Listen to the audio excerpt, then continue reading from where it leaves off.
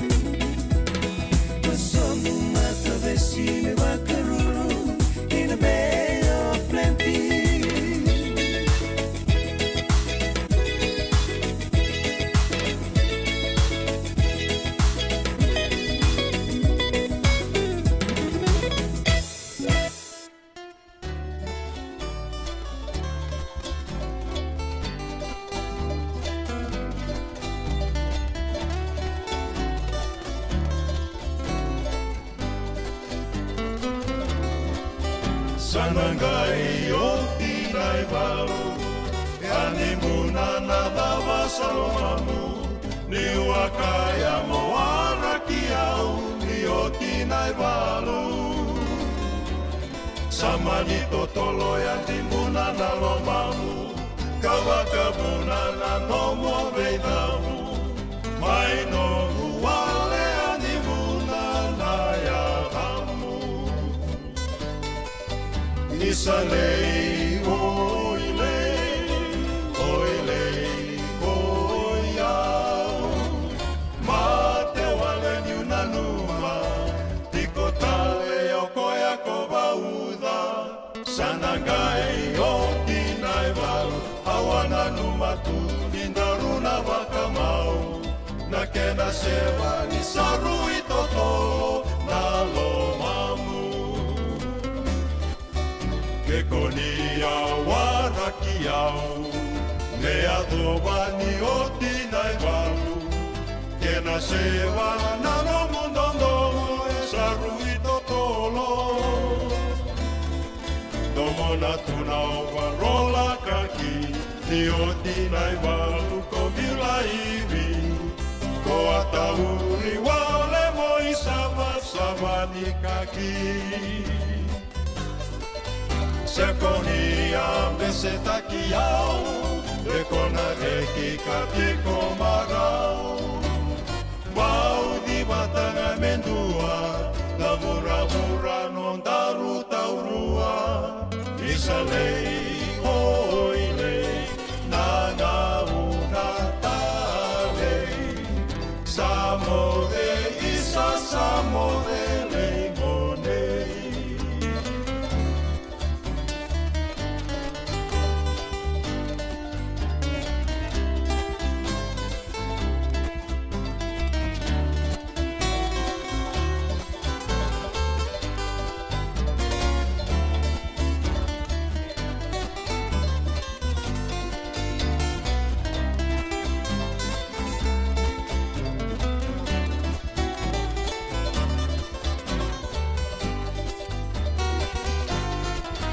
Sekonia mesetaki au Dekona reki katiko marau Pau di batanga mendua Na mura-mura non daru taurua Isalei oilei Nanga una talei Samode isa samode leigonei Samode isa samode leimonei Samode isa samode leimonei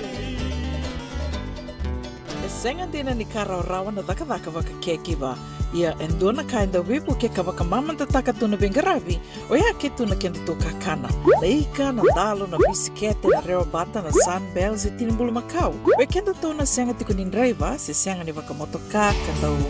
dren-drena no te tō beto seaki, erto sa tu wakarau na Divine Pacific Food Mart mai Sacramento, merto taladeani na nong ni woli-woli. Rawa sara, we tartarangayani na taliboni diwa dua ono toluwa diwa ono saivarua. Merto wakarotaka katalada mai na nong ni woli-woli, ena kena ngona totolo tua. Divine Pacific Food Mart, Viturua Viwawalu Franklin Boulevard, Sacramento, California. Namun di telefoni Viwan 21 Toluva Viwa ono Saivarua. Erto ngarabatalangan ni kanale waka sumburian ni nanomu yaya. Mai na nonreto stoa kina nomu mate ni katumba.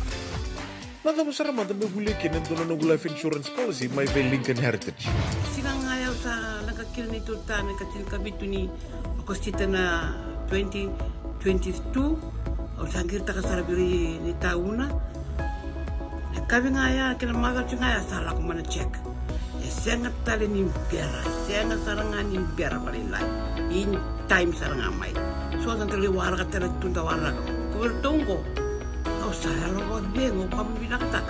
Nakambani binakang ko na heritage link. Ni mo binaka saranga sengat tali to na kaya pakatar tutu na kena. Baka na kena pepo wog itu ta. Kami so mi nakilao kena timber na vaka. Sen tu bi kena ila bulli waya. Minta samu kina kisi, roni marong kina ngona, mojuri, paling bula.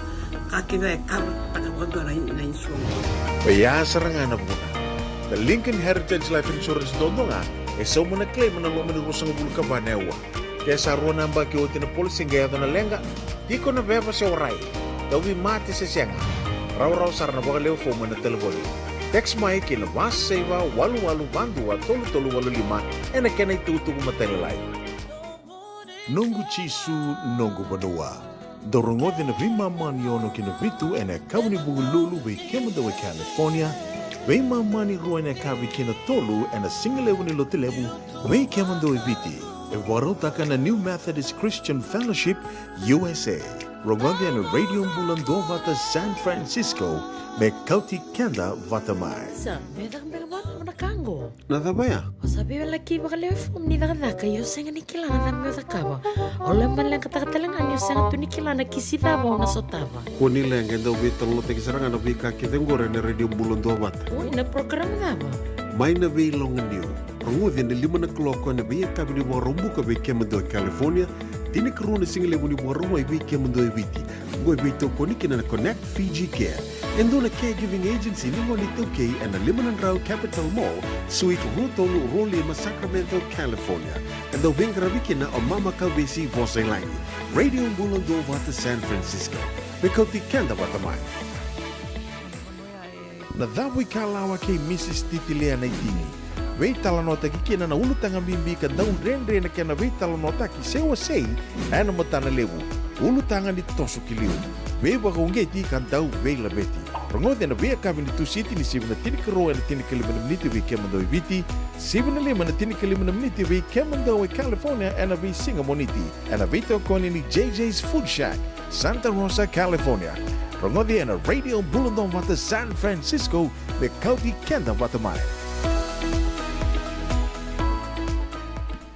Ina radio Bulando Vata sa sivitongona tolu e na rosanga bulu ka 5 na miniti o kinda wakika menina sengai sema talitiko mai ken dua tali non de wasiningona vata na kabi benaka ni wakarambuka dendai wakabina benaka tiko vetu pe na nona venga ravitiko mai en lomani vida na singango wakanui ni oni amaru takana no ngona vata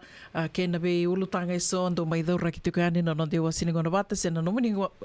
mai sema tiko kitu pe na lomani vida na singa sa tingo wakatala ken be watisoni tambua wakanui tiko ni na dua tali tiko ani na nonrau itala noa e na mbongi ni koa ia na ngona matanga go na loma di vida na ya wango dan na mai veito mani tiko ka usure tiki mni menda wani sema tiko nga mai ni wase tiko ani na nanda watawatongo na ni tu sasanga tiko merani ngai ndadova ni na bulo Disemba na ikatulu sanga bulo kantuni singa di bulo Disemba sanda na ya dova tiko ni kina na isau sau ni dona nrau na undolu na dau sema tiko mai kina nanda watawatongo na Radio Bulando Vata lebu sarna ulutanga dau mai wase tiko ani lebu talangana vitala noa dua na programa dau na maki waka lebu ka lebu sarere sando vital no takatiko o yando rungo di tiko na via kabine buke lulu na venga ravi na isiti veni raturala na tosto ninga una ke wakao nindo da lata sengana lenga rao niu ninge doli rungo da talitiko na Radio Bulando Vata ni scroll sombu na nonda watawatongo na Facebook Radio Bulando Vata Facebook ke wakain rendrea ninga isiko bayani na YouTube channel na Radio Bulando Vata YouTube don bitu ka ni kina na wasiningono ya na tosto ninga una lebu sara na itala noa ando sangwile da batumbeka ka tale na do bakarongo di turangatau sitive ni raturala ni do sema toko na bika sayado na do tukuna nunguna na sanga bulu na mbaki saoti menga indo sema tamai kina bika anda lako duru masartunga na ngauna sarangango na programa ni toso ni ngauna ka usuri tika mnimo ningai waka muriti ko ke waka ni sembera waka dua ni oni serongoda ningai waka ni muria ni na nonda YouTube channels and Radio Bulando Vata YouTube waka nuni vinaka tukani vikim ni na sema tiko mai na kavi ni ko vinaka na sema tiko mai waka nuni vinaka ni nraki vinaka tu vikim do mai nonda vada batu nraki to toka tu nraki vikito na tomba lebu go San Francisco sa wakila tiko ani na bula imbotombota sa na tiko butiko ni ngona na kena bakile tiku ani na via batambatato ka mai bakile lai ia to toka tu o te talengana lo mani vida na madha mai ngo ke lasa na veisau talitunga kena na ngauna na daylight savings ia nangai bakamatata taki tiku ani ke la na bulo November dua tiku na singa na bulo November ia santa na mai veisau kena na ngauna au ke la ngonongo to visi tiku kena na lima na aua ve ke to bat ke kimdo mai viti ia nindo lako ia na daylight savings vakavi au to sanage visi tiku kena na ono na aua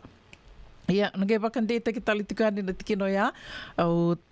Pio bakambula tiku ani vikimdo ke de sara na sema tiku mai nei kavini kua mbula vinaka ni la chileta vakanuni vinaka tiku ani vikimunrau vakatelanga kina vi vernaisi lewanga sau mbula vinaka vere mbula vinaka book spider tubusa vinaka na sema tiku mai nei kavini kua tari singoro ni mbula vinaka vakanuni vinaka tiku ani vikimdo na sema tiku mai ngori mai na rusanga buluka lima rarawai mai mba vinaka vakalivu na sema tiku mai mbula vinaka mele vakanuni vinaka tiku ani Kimrau ke heri, wakatang laki na peta ia mbari. Vinaka na sema tiku mai peta ia, mare da lalanga vesi, maramatau ni mbula vinaka, waka nui ni vinaka tiku ia ni, vikimdo ke de sara na sema tiku mai, waka bimbi tiko, we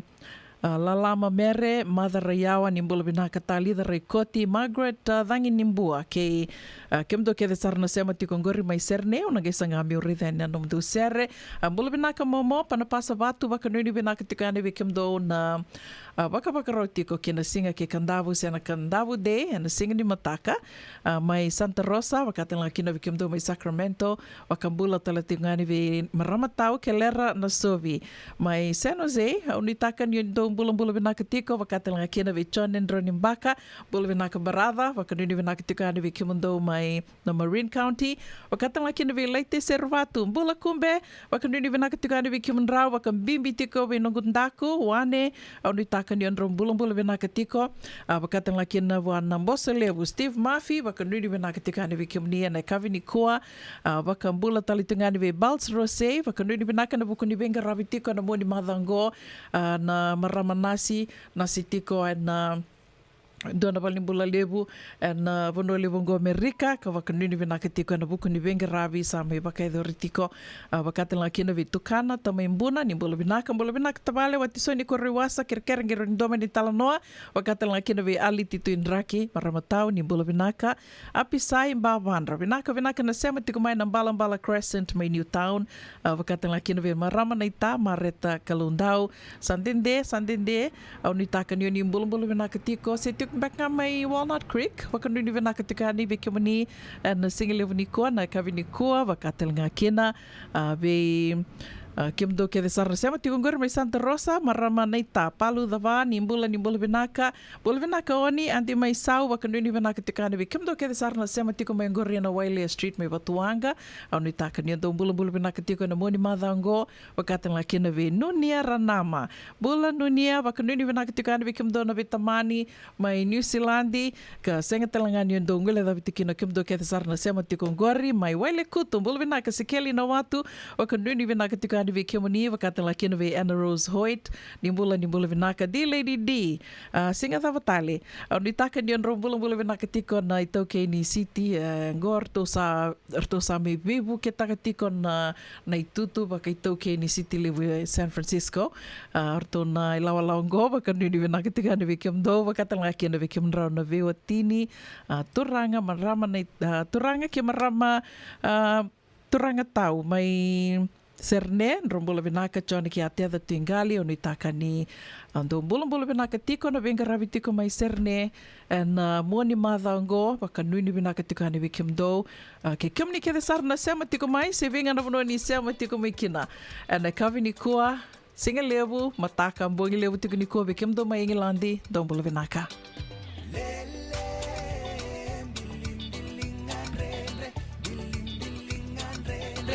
Saka sama itaile Ona ia iare Ona ia Oia mero totoro Davu ilevu Viriam bitu lelevu Non rengoro main davu Ona ia iare Ona ia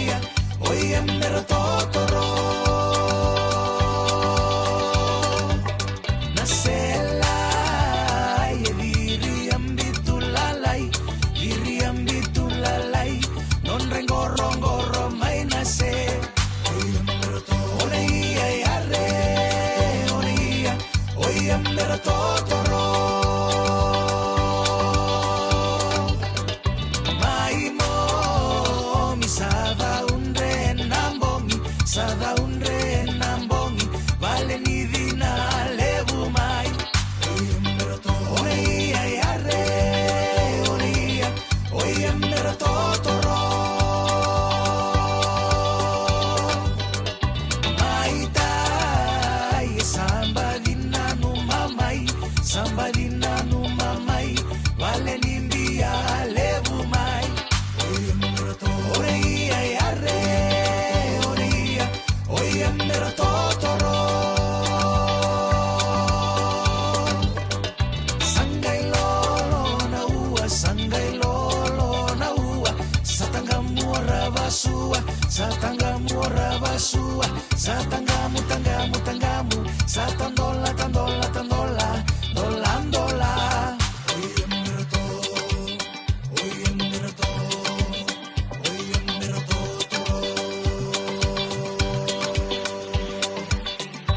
lele biling andre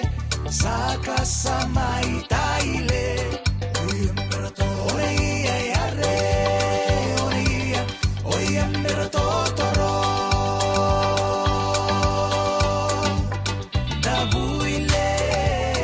viriambitu lelevu non rengorongoro mai davui oia yare oia mera totoro nasela viriambitu lalai non rengorongoro mai nase oia yare oia mera totoro mai mo mi sada unre nambongi vale ni vina levu mai oia yare oia mera totoro mai tai samba dinanu mamai vale ni via levu mai oia yare oia mera totoro sangai lolo na ua satangamu rabasua satangamu tangamu satandola dolandola oia yare oia mera totoro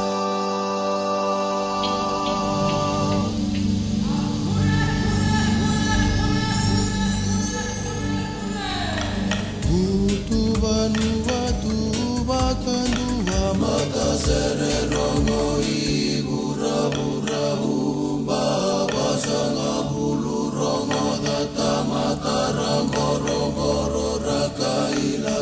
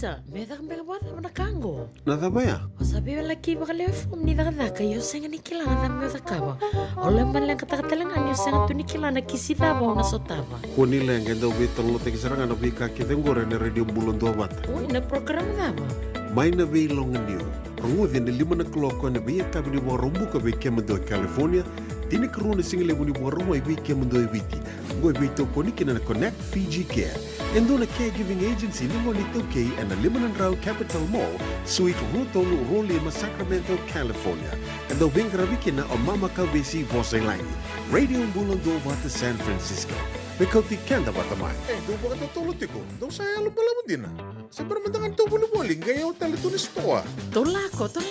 Senga ni ako na sto, wala ka tungang ko maulimat. Ay binaka ni sa tukit sa ngakin na nagkatungan reba, may palitan na nato ito ilalako. May binakasar nga. Wala muli roti karibateni kina.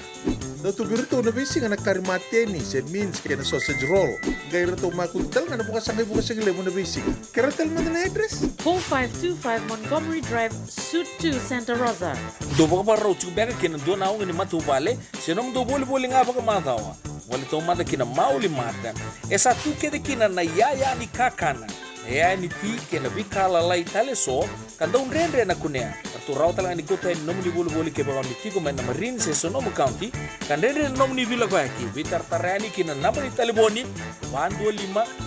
saiba. Bitu tolu 5 bitu na kena itu matay lalay. Mauli mata, 2525 Montgomery Drive, Suite 2, Santa Rosa, California. Kasar na. Pangiray na tokongo at kenay-ray-ray. Dua nga na rukuni-buni kau. Dua bayran ng tingit taki. Reverend Aminio Balen Rock. Tama kamay na nung programo baka madawan na toso ni ngauna. Ano ba yung ni City Veni Raturla? Singa buglulo ni Simon na bayan na tinamniti may kamo ni Amerika. Singa lutuloy mo ni Simon na tinikantuwa na tinanamaniti may kamo ni Maiviti. Ano ba ito koni ni Divine Group of Companies? Maolimat kay na San Bruno Cavaba. Namaka and a radio buladong bata San Francisco may kauti kanda bataman. Doyan Robin na ramaraman na ita. Do samba di ba kusa-kusa iwe? Yanra na ita. Kita sili katalaw Monday na Orange Lounge. Maleka. Kura san ba di kata-kata pinakasar tu nga toboy, siyang pambakaw. Ngay way dala tu kinambat. Koe serangan kori, sonong na santa pinakat serangan na kenta kakana. Di na to zoko. Kaya kita sana berata ini bagai singlebu, kita sana gali bagai kabin ngaya ni kena. Na Orange Lounge, katalaw baga singalebu siya baga kabi, baraw tayo ito baga manggo sanggay totokan na buno ni kana. May namenda to with ti, kanay baga singalebu siya baga kabi, may baka na baga sakera, na sui, ikatamu teke, roro baga lolo, kaya na vida tale. Giraraw mo kila na menu ni singoya, na Orange Lounge, tolo-tolong 2, Orange Street, Santa Rosa. Endo tala na taman ni Vingarabi ni Divine Group of Companies. Dola man na wala kaloka na mataka, kina wala kaloka anambongi moniti kina singatambo na Orange Lounge. Tolo-tolo 2, Orange Street, Santa Rosa. Endo na mate kuniti wale wabekenda manawasa Pasifika na hepatitis B. Kunei ni ndua manabaya tini corona nini winua manawasa Pasifika Amerike ni tobi reti kuna matengo na hepatitis B. Ongoli wudhaki na na kenaroni betobi sena tobi kuna matini na se liver cancer. And then remendo kila ke sa tebi kontiko. Na bakani sa musoti ni kene bakatakila kila se symptoms. Bakabo ke sa mbimbi na mate. Mbimbi ngona kila mono bakani kebi membaleta na hepatitis B. Peter mai kena telefoni 526 ono vituva 51watolu sesi koba na nondo to website www.sfhepbfree.org. Ena muna nga una na lepo ni nondo so enda sa siyang sarangan ni kila na dapat menda baka talautaka buka singi leutaka siya baka kapitang ni kakuni lo malenga sa tipin dono munua eraw ni buka dingo ikimunyo waya na JJ's Food Shack Santa Rosa, California. Na vay matanggali kaka na jibgina mebaka na karituwa waraisi na lobo palusami na buwaka na kaiwa soso na dalo na toa na kukonda bayangani ka ng gamure na kaka na buwa malang mebaka na steak gay baka loka tabio ka na kuslo suruwa o chutney. Kailangan ko patana kena pai ng bani kay na manray. O yan na JJ's Food Shack, Santa Rosa, California. E rausarangan no direct message virtual giringa kina bitu sa bitu tolo dio tolo dondo limono se o nga wala sarang ali tumito may nanomota e na dio maluma Billy Street. O yan e Santa Rosa, California. E rautalang ani rito ulit dilibata kayo na nagkemo katalawa sing lebo sa mga kabi ya may Santa Rosa, Kinabato. JJ's Food Shack, Santa Rosa, California. Na radio mulando vata sa watongo tini ka ono na miniti me vana ka loko e kabiti ko ni vakarambuka na karusa ng bulisinga ni bulo ko toba biketo Amerika sa rusa bul kan duet ko ni singa wekem do may biti bakanuni benaka tiko ani na singa to kanaki ni koa ni takani to toka to nandraki kerabe boso titungani wekem do may serne ni singa ni kunena no mundo sere uri takani do na maruta kana sere katarabango ni go tinga na serengo na rongo da sarayani na rongo may balni songo ene kabi ni vakarambuka ndai ko be bakambula tiko wekem do na sema tikongori mai Stockton baka John Taviti rombula vinaka wakatang lakina vi Emma Ranandi mbula vinaka from all the way from Mombasa, Kenya. Thank you for tuning in, Kopa. Happy to have you back. Mbula vinaka wan boso levu ni Maulimat baka nini vinaka tukani vikim dono vitamani meki ni mbula vinaka litiananda veta baka nini vinaka tukani wan maramana tinana Mrs. Lechileta na wangaliva ambula binaktabale bakanuni binakatigani bikim do viti vakatel ngakina verna maku ke rauna tangane do mbula binaka mai England ke Australia bakambimbi tinga mai virona elewa rotikungo mai viti ke papatai rombula binaka isa o bambute ni mista kikim do talitungani bakalibona bakanuni binaka talitungani be emosi na sivi ni mbula binaka sala dangina vanua nuni binaka tiko yani se venga na bono ni sema tiko mekina na kavi ni kua wakatela kina vedi lady d wakanuni binaka ni tonangeli sota tiko yani ni mataka tendo banda na itavi ser mai vertona vonga ni ndela indokindoki ani tala no ni moli kola otonga tini kavana miniti me vana kalako.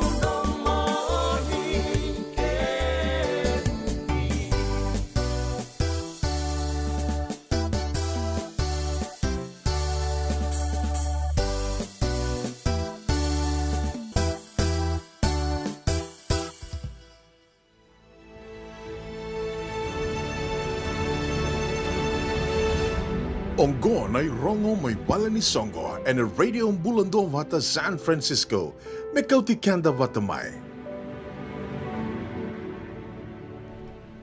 Pena kavidangan na tuku-tuku e adara tiko mai na no de wasininga ona ni rango mai val ni Songo e na kavi bena kani wakarombo kande ndai matai tukunga ni tuku-tuku weisure te raramba tiko me baleta na singa ke kandabu sena kandabu de wakaiduri tiko ni mataka maruta ki tiko ni mataka tiko bu tiko na Songo e na tini kandua na kaloko e na mataka ke na wana kaloko ne kavi e na e wasi rua tiko se rua tiko na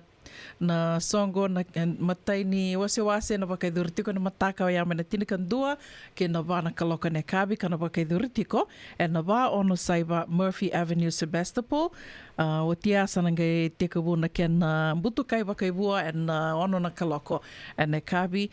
ka sambiu tali tiko ngaiani na ke na tikindua se na itukutuku membaleta tiko na ndanisi kana ngai wakaiduri tiko ne kabi e na wakaiduri tiko na Paradise Hall Rua Lima Walu Roseland Avenue Santa Rosa o yana Paradise Hall Rua Lima Walu Roseland Avenue Santa Rosa and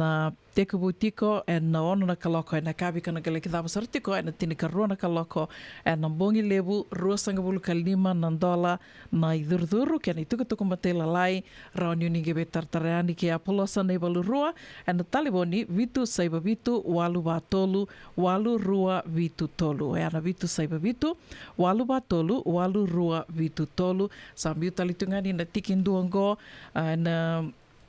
Wako ni Songo na Kandabu Day na nonda bata ngor na Radio Bulando Vata na Facebook page na bononga ni sema tiku me kina ngori ke ni scroll sombu ni na gere kina na kena tikindu e sambi tiku ni kina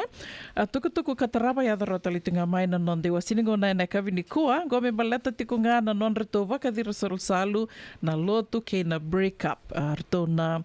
Yasano the Kaundrave kana wakaiduri tiko ni mataka the Kaundrave USA lotu wakadira salu kina break up party wakaiduri tiko ni mataka and valni lotu na San Rafael United Methodist Church na olo ni valni lotu ya kana tiko butiko and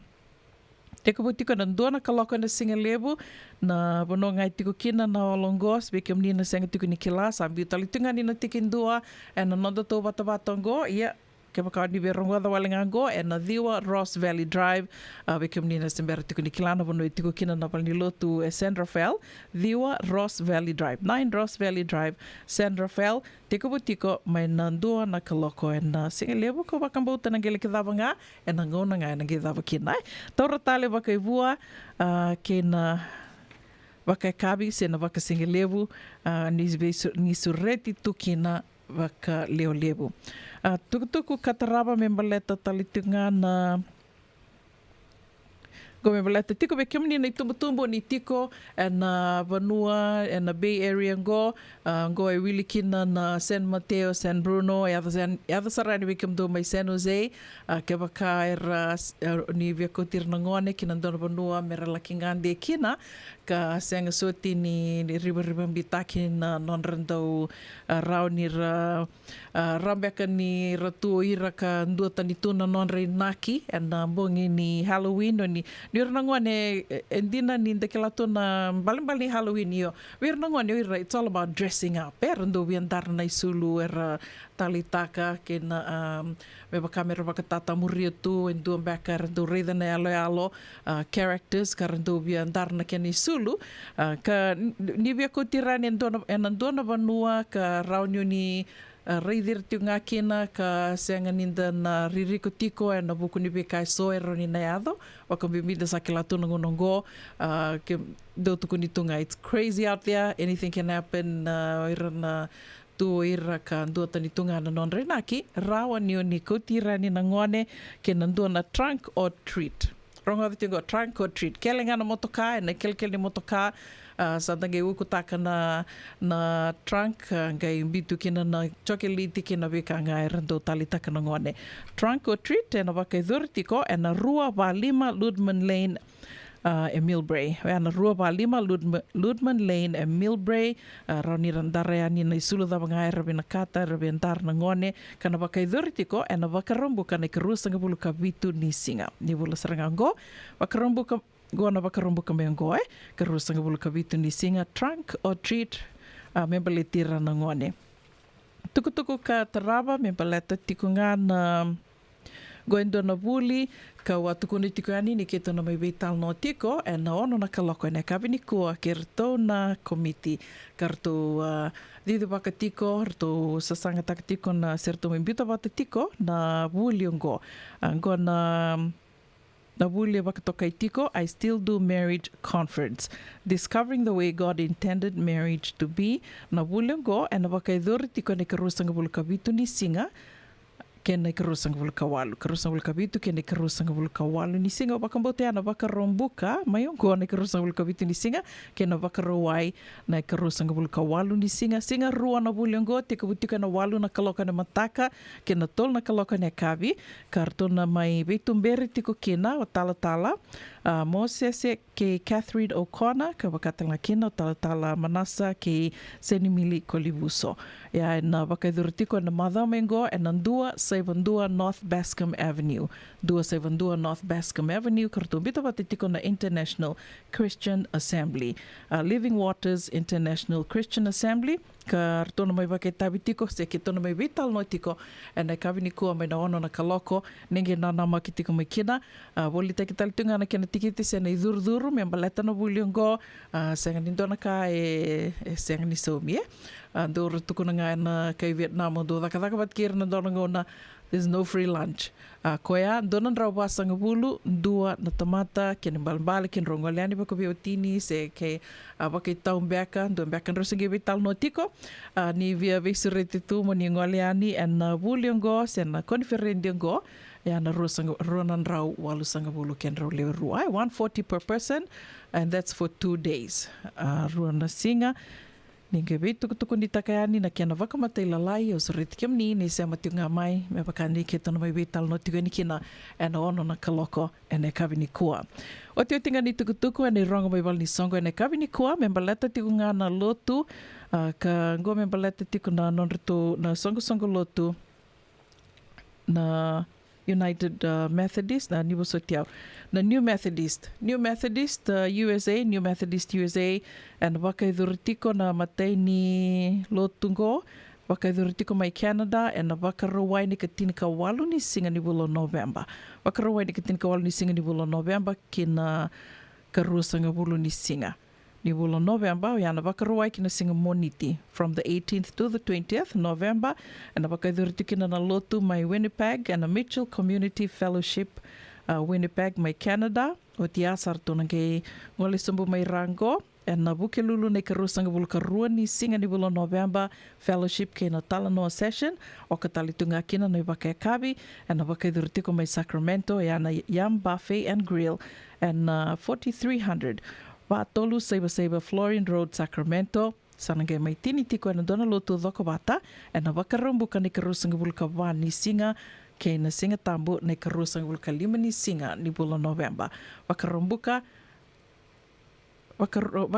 ne karusang vulka wani singa ke na wakarawai ne karusang vulka 5 ni singa na wakadurtikina na lotu and Embassy Suite Hotel Conference Room kana waka adurtiko ana 272 McKennis Parkway San Rafael 272 McKennis Parkway San Rafael tukutuku matela lai me baleta na veka me kadiwa kitiko nengo and a New Methodist kana radio ninge vitartar tiko yani ke senior pastor Simeon Mbale and a 125 walu wavitu tolu rua ono 5 se senior pastor Savinatha Tuivanga and a vitu saiva vitu 5 diwa saiva 5 ono sambita litungani na tikindua and a nonda to bata na radio bulandua bata and a rongo me bali songo ke bakai tiko numdu sasanga numdu lalawa membeleta na numdu songo se dabanga ando sa nabo tiko kina ni wakota mai goendo ngoni sala roni na mai webu ke tiko ni kina na radio bulando bata kadiwa ki wali tiko sanga ni na somi tikene dona ka kadiwa ki ngai wakasamatanga na radio bulando bata sanga ni wakatamba kinduanga duanga na yasa ibura ka binaka menda nando kila tiko ni sema tiko mai ibura todoko and radio bulando bata ninge wakotanga mai na messenger and radio bulando bata messenger se viau una bonita kua se ratelnga ngani o niumbito mai be tupe, pe dili na novo, yana nona messenger, se o tali matakimbau. Ninguém bito me kina ni tukutuka dawa ngani vina kata mena mai kadiwa ki te koeani. Siputangona vai, na ndona miniti, and a radio mbulando vata, and a limana kaloko, dana rongo da tiko kina na irongo, mai na vei longa niu.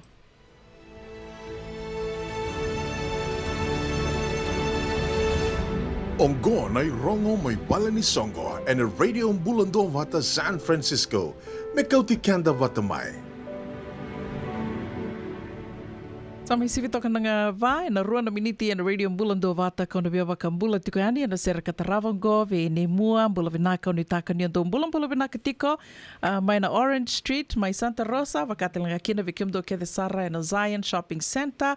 Solomon i turanga mai muri, ke kimdo ke the Sara na ai lawa mai na Zion Shopping Center. Wakatelanga kina vi asaeli saumaka ni mbula vinaka, wakadui vinaka tiko yani vikimdo na saba tiko ngori,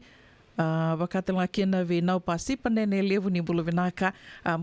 nasa koroi tamana ke kimdo ke the Sara na Leoni Committee ni Honor Foundation e na buku ni waka tiko kina songo ni mataka wakambimbi telitunga wana na wuni wala do nguma tua sara waka levu ina kia na ngaravi tiko na vei so didimba mbolam biu ni mbula vinaka wakambula telitunga ni vei tuindraki litiana marama tau sandende kuni ali mai onutaka ni mbula vinaka tiko wakatelanga kina vi John Teviti, Emma Ranandi, ke kimdo ke the Sara na sema tiko mai Santa Rosa na Kabinikua, Sacramento, wakambula talitunga bua, dona nonde toka ningo endu sema sara tiko mai Mombasa, Kenya. Thank you, Copper, for tuning in. Happy to have you on our show. Wakatelanga kina vi kimdo ke the Sara na Tabalengu, vi kimdo na sema tiko ngori mai viti, wakabimbi tiko vi kimdo na biotini o mele ke Harry, ke kimdo ke the Sara na Drevula Road mai Nandawa, au nitaka ni ando mbula vinaka tiko.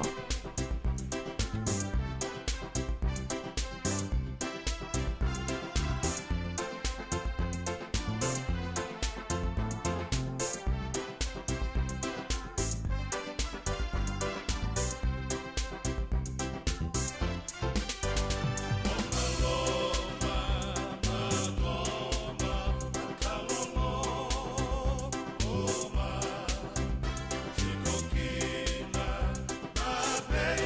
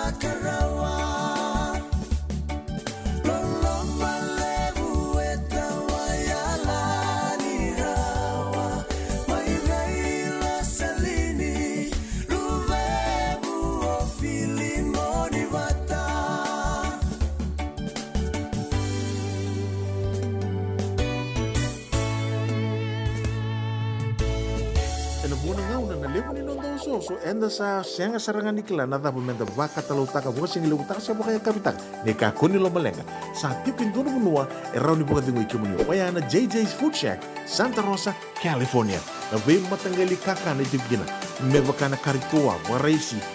na logo palusami na buwaka na kaiwa soso na dalo na toa na kokonda bainga ni kena gamure na kaka na buwa malang me bakana steak gai buka loka tabioka kena coleslaw surua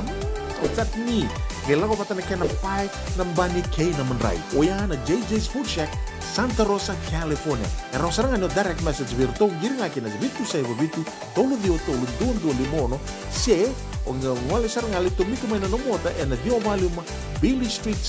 O yan e Santa Rosa, California. E raw talang ani rito ulit dilibatakan na kaya mukatalo wasing lebo sa mga kabi, yan may Santa Rosa, Kinavato. JJ's Food Shack, Santa Rosa, California. Hi. Kemado bakando tunga may biti. Sa baka matalaw na naman daw kawati. Sa lemo na kemado tinika na tinimbulu Macau ng bisikete na rewa bata. Red cow. Wupo! Dasa ko si masarangan na ikatungo. Gamay tutala na kenuribono kenambele. Pai, karek. Daw wali-wali may we. Uy, doon sa ito ni Kila. Kito bulbuli nga may na maulimat. Ito nga ko Santa Rosa. May we? Na maulimat, wele. Daw ko na nanda business ng ngonit daw kay Amerika. Daw ko sa daw may wali-wali na maulimat. 4525 Montgomery Drive, Suite 2 and 3, Santa Rosa, California.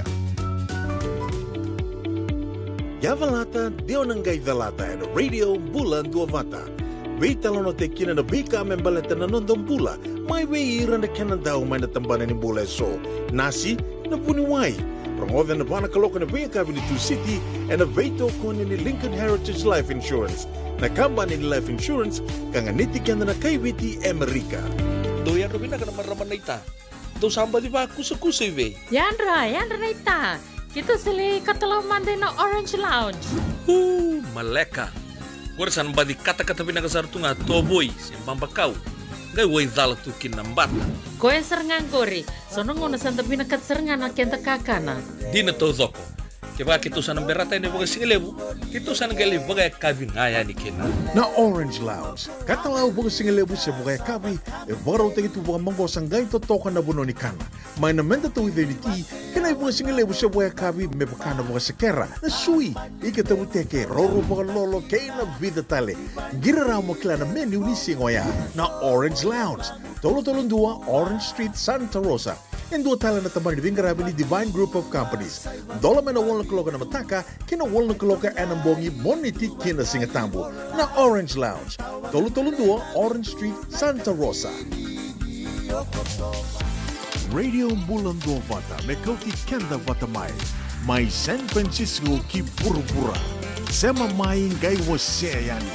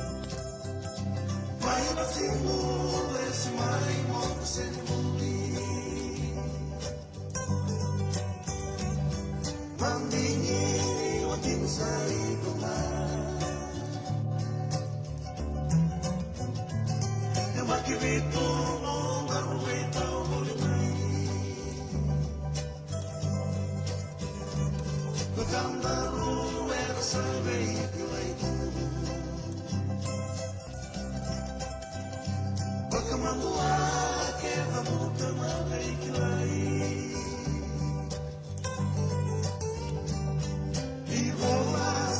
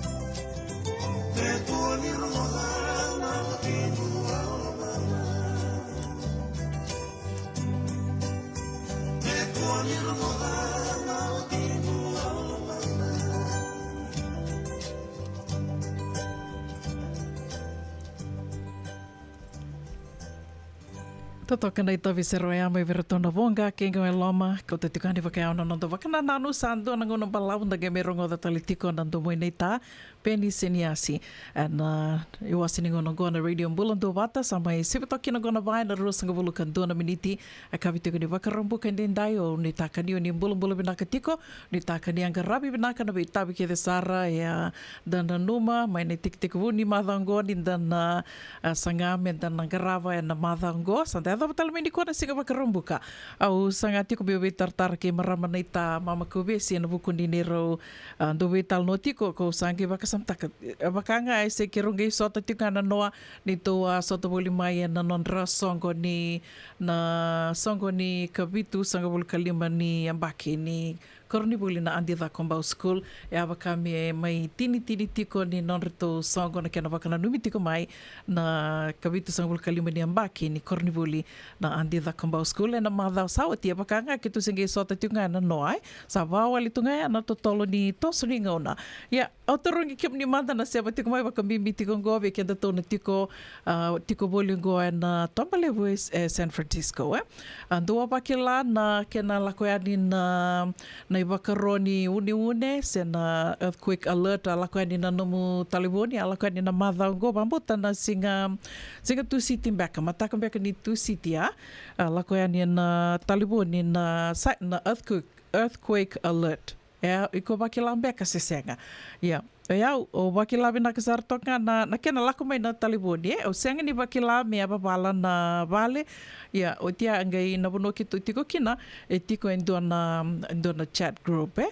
chat group ke maminto be talo no endo endina na kabina ka ubambuta se unui taka na bono da banga ni baka tiko kina bakambibi be kenda na samaitu i balangi rao ni do tiko buna se tiko mbeka unui taka ni tiko na baka na neighborhood watch mbeka se tiko na mundo chat group and communities and na mundo apartment complex e tiko na nomuni chat group me dabi tal no tiko kina and tiko bata na dona banua oni taka ni ba tiko ya ke kai senga yo senga saranga ni dona kenan rende na mundo tiko buna dona mundo chat group and dabi tal no bat ke ra kan toka viti kiwi na sana mawi sana matau or tona tiko mai matanda to iliu or tona tiko mai muri e vakadava to sabi tartar tiko to vital no tiko se senga ya nangono sa tiko kinai vale o sangai na mataka ni tusitia mataka ni tusit salak mena taliboni na cyclone alert kilan dan dorongo dan ni do bakame bip dan bip lako mai o tia o senga so tini waka sama taka o sini tur bakambimbi karua katolu sa bakami o sangai nui ngawang mai ya gai reda na ni batalanga mai lako talanga mai na vital no notifications kila na non the chat group and the tiko kinai sa lako talitunga na vital no ai na bono kitu tiko kinai ni suar tuko na mai o yo bakila e babal ni to vale lewe seng talanga ni rabakila ir sa reda kedenga da reda kede bekento na tiko na Sanangoi California to na and dono me to areda kede na senga ni cyclone alert na earthquake alert ya kwa la ko ya ni ya na tarongo o kilambeka na kamo da kawa si senga bale to yau na lewu ni ka endo bulida tu na ngona ya do me kira na alert ya na taliboni waka meu tanga de sartunga au senga sartunga ni kila na dava meu da kawa ya na taro via kota da ka bebe kanda na kabini ko mendang me waka burre waka sama tiko ke waka sa la ko mai ndo ba gai waka bimbi nindua na alert e lako mai baia that it actually happened. To kalungata ni senga soti ni to wakila na rebu ni ronintaka na une se na wakana kama beka kortoa wakila mai laina mai Maui seng suti ni vaya ia toa kila ni alako mai na kena na wakaroe na nanda tu taliboni. Ngona vina kongo o wambuta ni tokalunga ta wakalewu dona kabinaka that it actually happened dina ni seng suti ni lewu na wakadadai wakile kina o kila e $1.5 beka ngā na kena koukoua na uni a wakila ina madhango. Ia Então, me meto sana Andrea Rabi tiko kina baka bibi ken tona tiko e sanango ni to kilati kongo na sala tiko ni une sena earthquake fault to kilabi na kasar tinga koya na tar tiko ya o iko kila na watubi na Singatu City na ngona la ko ni kina na alert ya. Did you know what to do? Beto yau oro di tukuna sartonga ngo baka o bele va kisaranga o senga ni kila na da mi dakava. Dua ya keni karua waka mengei votu mai bia na kai do tukuna do na nongo gasini buli na ida na baki sauti ko do tuno kwa ni ko yandra na mataka mo baka rota ki ko tikunga balati ko senga tu ni kila na kai ronia do na singa ya. Na buno kuta da kami kinango balate o se va sulu sartonga ni mode ni o sando andra ngabango sate ko butalanga na daka o tinga sandikila da bunga bekenda da dolo to na batakli lai o tinga ya sember mandanga ni da Sicily se menda visa o sate ko na daka baka bimbini sa tu ke nga na kanda daka bena non da taliboni yo sando baka e batu ya na bunga na singa sa yandra ngamai sa utina lotu sa ko seranga ya sate ko buto na daka da taliboni na wala gongo na email na messages, everything is on your phone. Koya, ia na kasa ngai votu tale me bia na singa gona kai bimbiki na me do yandra na mataka lotu ati sanda Bissau Sicily o Waisulu wakarote ki kutum bala tangona nganda sang tunikila what the day brings na dava na sotakai na lomani singo ya dona do talanga na vakasamo ya o tia o sama ni vola sara tiko dona ni to chat group bikitunga na vida tiko na matabu vale que to sami be vola kati vakame sa ke mami me be wakani tu na mai tu batu ako o sama ni bita sarania dona kena tuku isa o kem do kila na da mundo da kapa ngone la komikina na alert senga because I was lost o senga sartunga ni kila ya na da meu da kapa o salanga ni tu da que tomanga lo mundo ni rumo ya gaina rumo ni mo de tamba tiko na tamba tolu au sangue baka sama taka tu mo didi sombo mai na kamba se dava o tia au sangue reda talitu na kato na passport sa vedi de extra nungu baka sama i vena bano itukina na passport i vena bano itukina na did I make copies na kake de kila kona documents na mo driver's license ndi na lebu weekend sa tunga weekend na nonda kato na nonda mbausi na driver's license na do tale na kaya na nomo passport na bika BMBSO wakadaba na nomo insurance documents na bika ya biutu na banua ka rawa ke baka sa maniada mi ba dona lenga rawa mo na turanga o lako se senga ke to sandu vital nota ka bakalebo bambota ni na vivo ke sar bakalebo ke baka menda vital nota ka menda sasanga ta ka menda baka rotu na buku ni lenga tumbo koso menda da ka baka songo mbeka se do le vida do da ka tiko baka itoka ni mbeka se baka itoka ni baka da se bali lotu na vivo ke bakalebo let ka baka kentu vital nota ka tinga bango ra na nonda to baka wele taka se to wele daba sa o sambito yani sa ia sarmaindo tale na nungu tokani asa itu no mo io ko ngai anda sa kilatu na kaminda da kaba io nangone ado kina na lenga ba kaminda nguile da ba ke vitu na da minda da kaba let mbek sa tos tikne mbaki sanda nguile da sa andre menda na numa na da menda na da kaba ge vai ani levo na kaiado na nomo bakasama instant you have to think instantly na dava meu da kaba at this time ni ado na lenga ngo ko ngone ana kai bimbiki na menda to na vakava beka vaka ilaolawa o samanito ko na ni vada do tal manda no to session na ke tondo sota tiko ke sengania akavini singa tambu lebo na akavini singa tambu vaka do na bula ke tondo sota tikina ya sa bul sawe tikito senga tiko ni sota gosa ke to mai nabu talengo me ke to na sota na mada wa mai ngo na singa tabu na mada mengo au sabango baka da me to sota do tal manda no to sota ngo me lako saranga na drill kila baka rendo da kava no ngone vuli korni vuli au bamboto so baka na vanoni da kava de ni do da kava talitunga kina Mendua sar mantagana drill menda bebak tabuli dikina menda to bak tatamuri saranga na dava metura da kaba ke baka samani ado mai na baka bimbi tiko na une se na kama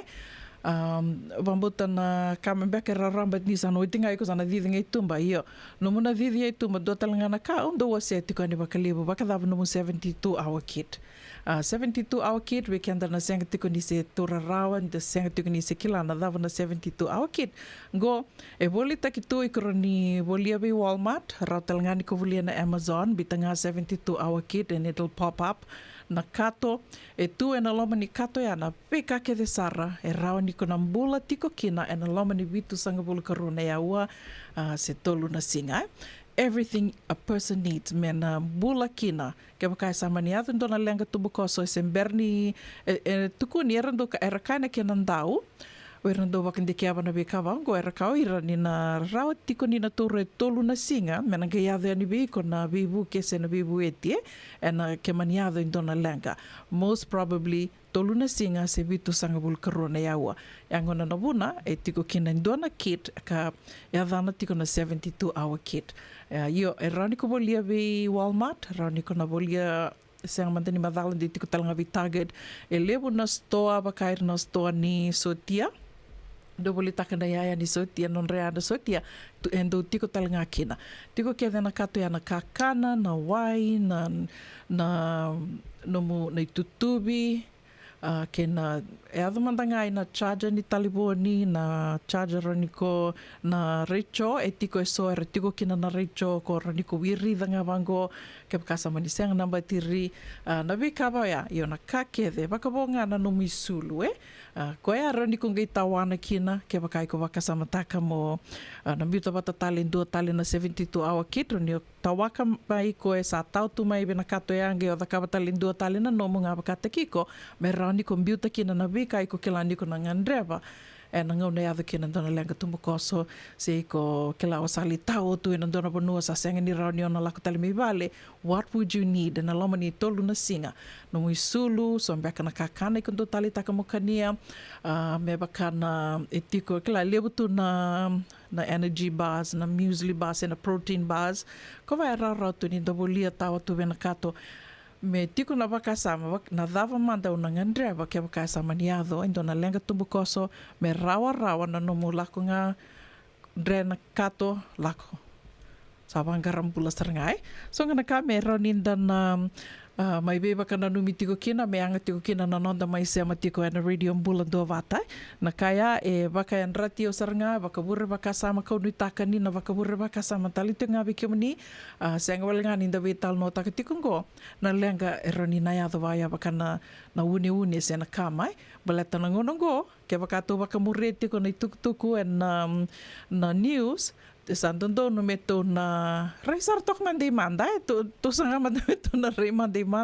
baleta e rua ni valu lele we adu tingo no do burubura valu lele bungo nge senga ni valu tiko na matini to lalai na matini to lele bra pe valu tingo ke vaka murre tiko na tuku e na vising ona rawa ni ona sana vakila tiko ni na senga ni na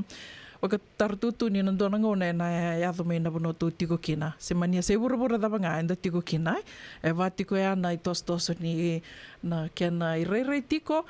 konga ne ando dono menda na baka ro tiko kina na vika vango au ni taka ni rao ni na soli vaka sama tiko yani ni senga ni kanga ni rongo dinga tonge mai va wele tu yani bat kenge yado na lenga e saroni na kai ni ko sarongo na radio bulan do vata ko ngai senga ni da kava kina dona kai Wakanu ni venaka tika ni se venga na bono ni se amati ko mekina na kavi venaka ni wakarombu kandendai sa watongo ru sanga buluka ono na miniti me lima na kaloko au ni taka ni mbulu venaka tiko se venga na bono ni se amati ko mekina na kavi ni kua mbulu venaka va wakanu ni venaka tiko yani wakatela kina ve Anna Rose Hoyt ni taka ni o ni mbulu vinaka tiko wakatela kena ve sisari wakasuka vinaka wakalevu sisari na sema tiko mai ni sema tiko beka mai ve o kela ni sema tiko mai viti bono dha beka ni sema tiko mai kena wakambula tali tiko ngayani ve tinai TJ waka nuni vinaka tali tiko ngandina sara Anna Rose Tonton mentana Andra vitiko kina wakambula tali tengayani ve ilamani wakanuni binaka tukani vikimdo bula binaka Salvation Job onu taka ni onrom bula binaka tiko sa tiko beka mi bingori babaro tiko na lako vangande na moni madango onu taka ni onro na maro taka na nomro ngande onu taka talngani na Andra vitiko na nonda surroundings senga tuninda kila wakanuni binaka tali tengani vikimdo ke sara na tiko ngori mai Santa Rosa waka nuini binaka talitengani vi nai tangindungu nai noda bula binaka maramanita wakilau ko ai El Cerrito yonge dava Dina salah ko na warning to sange vile da kitu waka nuini binaka talitengani vi asa Elisa Umaka binaka wakilivu na sewa tiko mai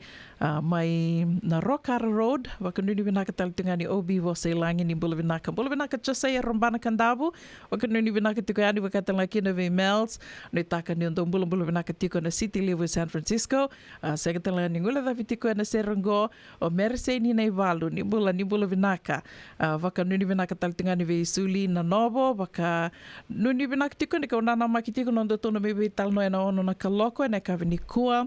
bula binaka tukai Benji onu taka ni bula binaka tiko wakatala kina vi feni biu mai wai ni bula binaka maramanita onu taka ni tono sotari ni mataka kandavu dei ke wakau ni ngalala ninge ngoli tu mai onu taka ni tosa binaka tiko na venga rabi na kavini wakaronde ka dendai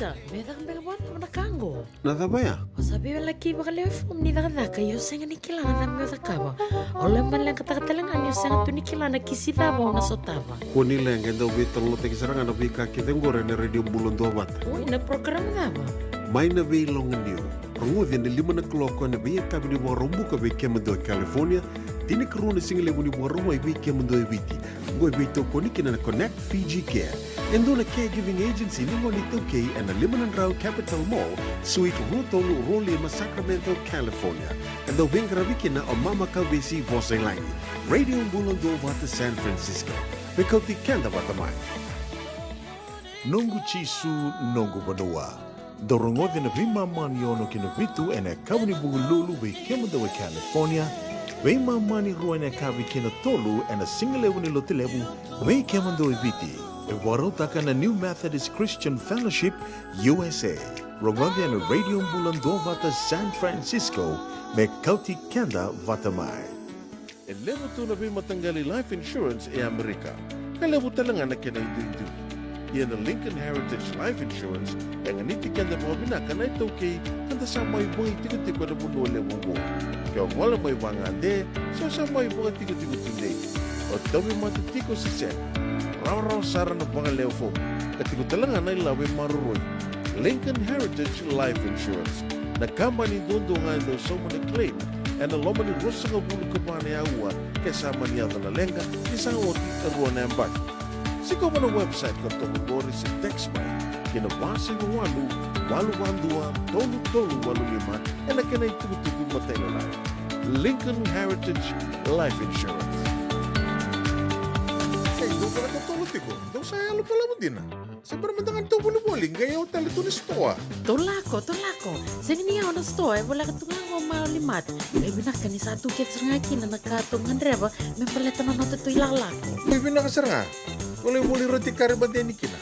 Datu birito na bisi nga na kari mateni se means kena sausage roll. Gay rito makuntal nga na bukas sangay bukas sa gilemo na bisi. Karatal man na address. 4525 Montgomery Drive, Suite 2, Santa Rosa. Do ba ka raw chubega kina do na ni matubale, senong do boli nga ba ka matawa. Wala to mata kina mauli mata. Esa tu kede kina na yaya ni kakana. Yaya ni ti kena bikala lai tale so, kanda un rendre na kunea. Tu raw talang ni gota nom ni boli ke ba mi tigo men na Marine se Sonoma County, kan rendre nom ni vila ba ki vitar tarani kina na bali taliboni, 125 saiba.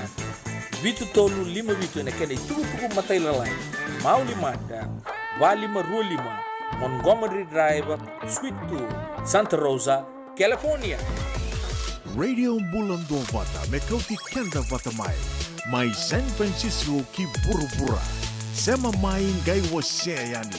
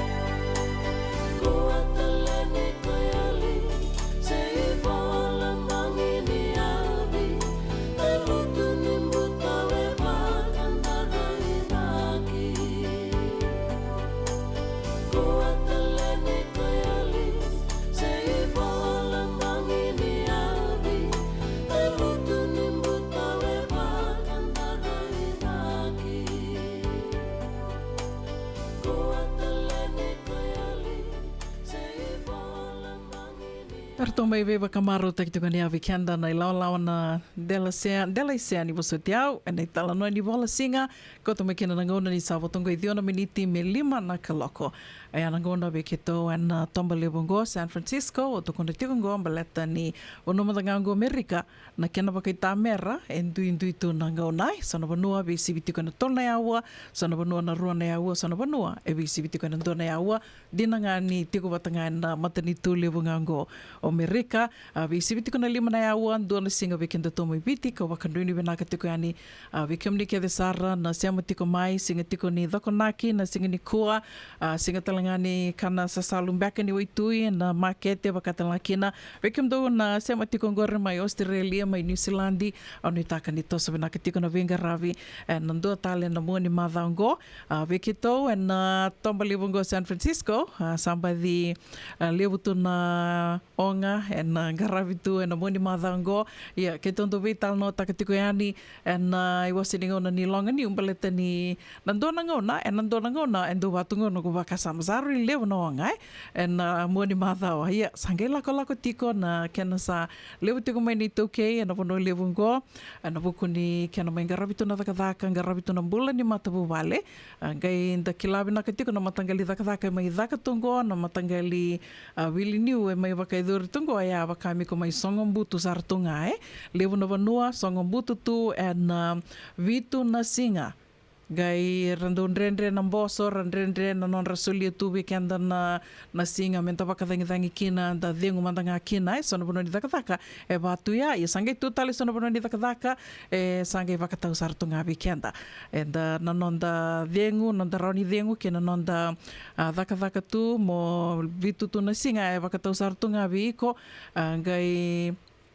kanira rawa roni uka di kanira rawa ni lebu sanga endo pina kata mersa dhaka tunga bitu na singa dina ni rauni nda kaya dan di le weekend tinga ya saba kan dina takitiko ni senga ni nandona bono bina kana adukina na mai dhaka tu bitu na singa senga tu na thiangu kwaya ando maro takakina na lebu ni songo e dhaka tu e na moni madhawa ni nda sama itu bango menda lako yani dona kena baka dhangi nda lai vindrendre baki nda le ndani si kwaya ke baka ikusero ni ndani si go and dance while you still can bale totos tiko na mbaki sanda na baki la tiko mai sandrendre tiko bali lai na toso sa senga suti ni raun na tombale bakang balabu kina bikava ya endo na ngoni sala talngani bako ko yang binaka ngo burning the calories na non dala ko ani the lindani si ko ya visureti to kani kina ningo le ani to lindani si ni mataka and kandavu day ken levo talitiko to baka dor talitinganon to songo to na kaun rover to baka dir salu talitinga ni mataka erto to na talitinga orto na butu kai se na tarla lava kai bu na baka dir talitinga kina why not ninda sa dhaka tu mai na lima na singa to dhengu manda to lakoani to le vela samaki manda ndali sota ndali ve marutaki ndali kania manda na kenda kakana na moni madhawa o tiato sangeli teko butali tu na vili niu na singa moni tia wakanu ni vina katiko yani se venga na vono ni sema tiko mekina na kavini kua au atuko na tiko yani na nungu vele dhaki na singa tusiti na buku ni kana lakomai na iwakaroni une na earthquake alert na nungu taliboni o tia usange wa wasi tiko yani onge baka sama taka ndo talingana kairo ni na bibu ki tiko baka lebu ke baka ninda tiko ngo baka matabu bali se ke baka mdanga ndo tiko bata as a roommate ndo tiko bata na dona vale endo na ka yanga go ka bimbi talanga menda na ki bikila itaka tiko na banu endo tiko kina ya sonongo endo ndrendre endo na ka binaka ka rauni nda baka binaka kina ni satu na bika bango ya na app tiko endo na app go rauni ni tobolea ya mandanga ondo baka wele taka rona ngonele oi vale o rosa ndo tiko rurobira na 360 app ko ya ke baka sembera ni download taka na nomni taliboni. This would be a good time menda download taka kede na 360 se mani iPhone se Android rawanga niko na download taka na app ya na 360 o bambote bekimdo na Apple se na iPhone esa tikum bekanga na Apple app ka rawa ni ndo na kilakina na vanu ndo tiko kina bakamata bobale ka bakata litinga kina na Samsung tiko talenga na app nga ni Samsung ka rawa ni ndo bikila itaka bata tikina sera ni kona reida tiko beo ke mukasa tiko beo orto na ngone na beka bao ya nungu wase tiko yani na kena lako mai na earthquake alert ya o sange baka samtaka ya talang ito na kambimbi menta tono vital no taka baka matupu bale se baka itokani do tiko baka vitokani se bekim do na tiko as a roommate go ito na kabinaka get that app na 360 ke baka senga ke baka ando ba iPhone kede rauni ando sema tiko tiko na app na iPhone se ke baka ando Samsung kede ando sema talitunga tiko talanga na app na Samsung lako na App Store sen Play Store ngai download taka kina ke baka senga duindi tiko na talibone baka taka wikito erto iPhone kede na vitamani o nga u sando talita katunga ya na nongo Samsung ko ya kito rara kino bikito me kito na sematiko na 360 app ko nga kila ni roni na viwalitaki o kila ni sombeka weekend to ito na sin vinakato me kila na na kento kasa even na vono to tiko kina tuko na vangondo na nongo itokani senga au senga saranga di vinakata me kiro 360 app o gaitu na baleta ko na gikila ko na libu ni nongo boli ni o tu viros na ngona na balabu ni ngono tukina viros sana tombo tiko me kana le balabu ni ngono li boli tukina ia songa na kala lai vaya wakando di vinaka tiko ani so li vakasa tiko ani na radio Bulando Vata and ana kavini kua ko viava kambula tiko na sera kataravongo ve kem do ke de sara na sembo tiko mai bulu na ka di lady di vakata la kina ve keti mera ni bulu na la veti mbali suba ke kem do ke de sara na sembo tiko ngori mai waga do se tiko peka me waga New South Wales vakata la kina ve lisi uli vitin rendre ni bulu vinaka marama nei tango ndona nungu favorite marama nei ta nai tangin dungu se sama rama taumbeka nai nova wakan ni vinaka tikani mai Elsa Rito ka vakatel nga kina vi Penny Semani Tayo Lepo. I hope I got your name right. Nimbula vinaka vakatel nga kina vi Dan Roma kita nimbula vinaka Dan wakan ni vinaka tikani vi kumdo ke sara na Leoni Committee kan do adi wakatiko na songo ni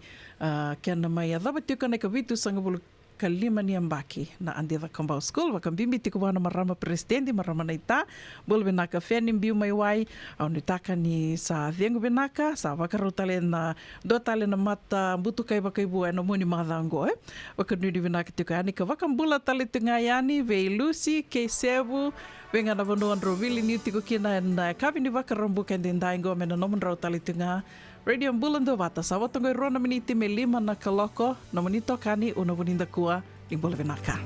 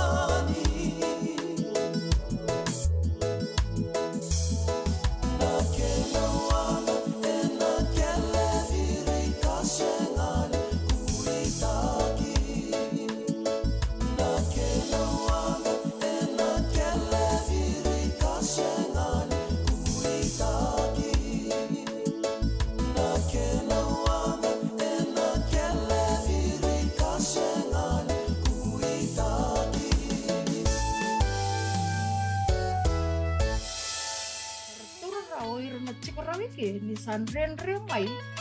mazaka bakit donu ina the agency lili bertunggu satu yang nako orang sarlu mai naman agency me bukia Ni borro tigongo kena programu warotaki maina bei longa niu kena Connect Fiji Care. Ena bengarabi nei Mama Kaubesi and a radio bulan do mata San Francisco. Me kauti kanda batamai.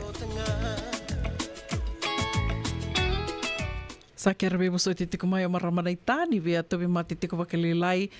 lewu tiko na lewu na songo lewu talinga na onso sa wakadakadaka kei na veka taliso ka senga na lenga sana dana mai bewa sei mantangayani o sana mai veva kana numi tiko mantangani na veka so ke tonto mai vei talno tiko na kise ke tonto mai wase tiko ane na nonde wasiningo na watango na vei longa niu vei toko ni tiko kena na Connect Fiji Care ngoa ndona kambani ni sena caregiving agency beke mani oni na bia mai vangaradakadaka se oni vangaradakadaka tiko na ngunongora oni ni gebe tartarani kirto tiko talanga na Facebook na Connect Fiji Care se be marama neta marama kovesi wasilangi tiko talanga ni na Facebook kena sena messenger ya daba ko bini binaka na nonretola mosoli ka rauni mai dorongo di tiko kina na nonde wasiningo na kabini ko na bia kabini bakarambu ka bakatoka tiko mai na be longa niu. Go na kena do mai ngandre bitu nga me vital no te ki nga na be ka so member leta tiko na daka bakambimbi ni ndakila na daka lebundundua bunga be kenda enda ngole mai Amerika roniu ka dio sanga bulu ka dio na pasende be kenda na itoke inda ngole mai Amerika go na bono enda mai tau ya bukina na caregiving sen vengarabi se manio vengarabi tu se o daka tu baka nasi mai viti se o daka tu se senga go na bono binaka se bono ndundu e rawa kina na mai tau ya bu bono e lebongo Amerika. Ya, gaindo baka na numatiko maramanita ni vida na kain do numenda na do na numatiko ai ninda sa edera mai Amerika matai manda o Lius Telemandea ni viti Lius Telemandea ni viti ke baka esa tiko na no muito tuba mo na ngole mai Amerika na dona ngona se ke baka ndo sa bita na no sa baka le fo mutiko na green card lottery me baka ni ndakila $1 saratinga na ngona go bambuta na lamani ruana madha mai ngo esa na songo talitiko kina na baka le fo ni green card lottery ke baka esa o daka tiko mai ya au nui taka ni na tiki tali tiko ngani no mo baka rau me baleta na green card lottery se be kemni na sama dala tiko sa tarineda muni sa tikuniani ni o kemni endo beira kakalonga ta sa soliani na namba moni la interview se ni sa interview oti ni sa baka rau tiko moni sa ngole mai Amerika au ni taka ni na tiki tali tiko ngani no moni baka rau moni bulin driver ke baka o ni sembera tiku ni ndreba kere go na bebu ke sar baka libu be ke muni lako mantanga ni lindreba ni libu lindreba ra toka ni mbera ni ngole mai Amerika baleta ni nge ya mai esana rawa saranga ke baka o ni san dreba tiko senga ni mai baka rabitali tiko bo indua ke la indona ka dona kandrende menda saya mai na bono libu bango mendangai sanga tiko mendangai mai kila na daka kedenga sana ngandre wiki na mona lako mena rawa na nomu kouti ko yani kina vivo no so ngandre mo lako kina na daka se mo litar daka mantanga ke baka sandre berotiko endo rawa na boli motoka ike rau telenga ke baka sandre berotiko na rau sono bono ni daka sa tura tunga bir na motoka rangai ke baka ikon berotiko sa baka liseni tiko bitali mantanga ke baka liseni nga mai biti you can still drive rawa sara ni na solve ko na daka ndua ya kena karua ke baka anta saya dora mai na bono lebongo Amerika tiko sona ka while you're looking for work ke baka igzawa mai bangar daka tiko ke rondo vital no taka baka lebu ke maramanita ningo indona ka raunio ni na baka dora muni na baka rota ki kemni to kina baka ya rangi te ki kemni talitinga kina na buku ni daka ko ya moni lida kabra na moni TB test na TB test ngo tal ngai ndua na buli ka se baka dur tingo na kena vital no mena ngai ndua na ngauna ke senga ni i bula mai ngo na bula November na bula December beka ona ngai baka ndita ka ni na tikini singa ke na banua na baka dur tiko kina.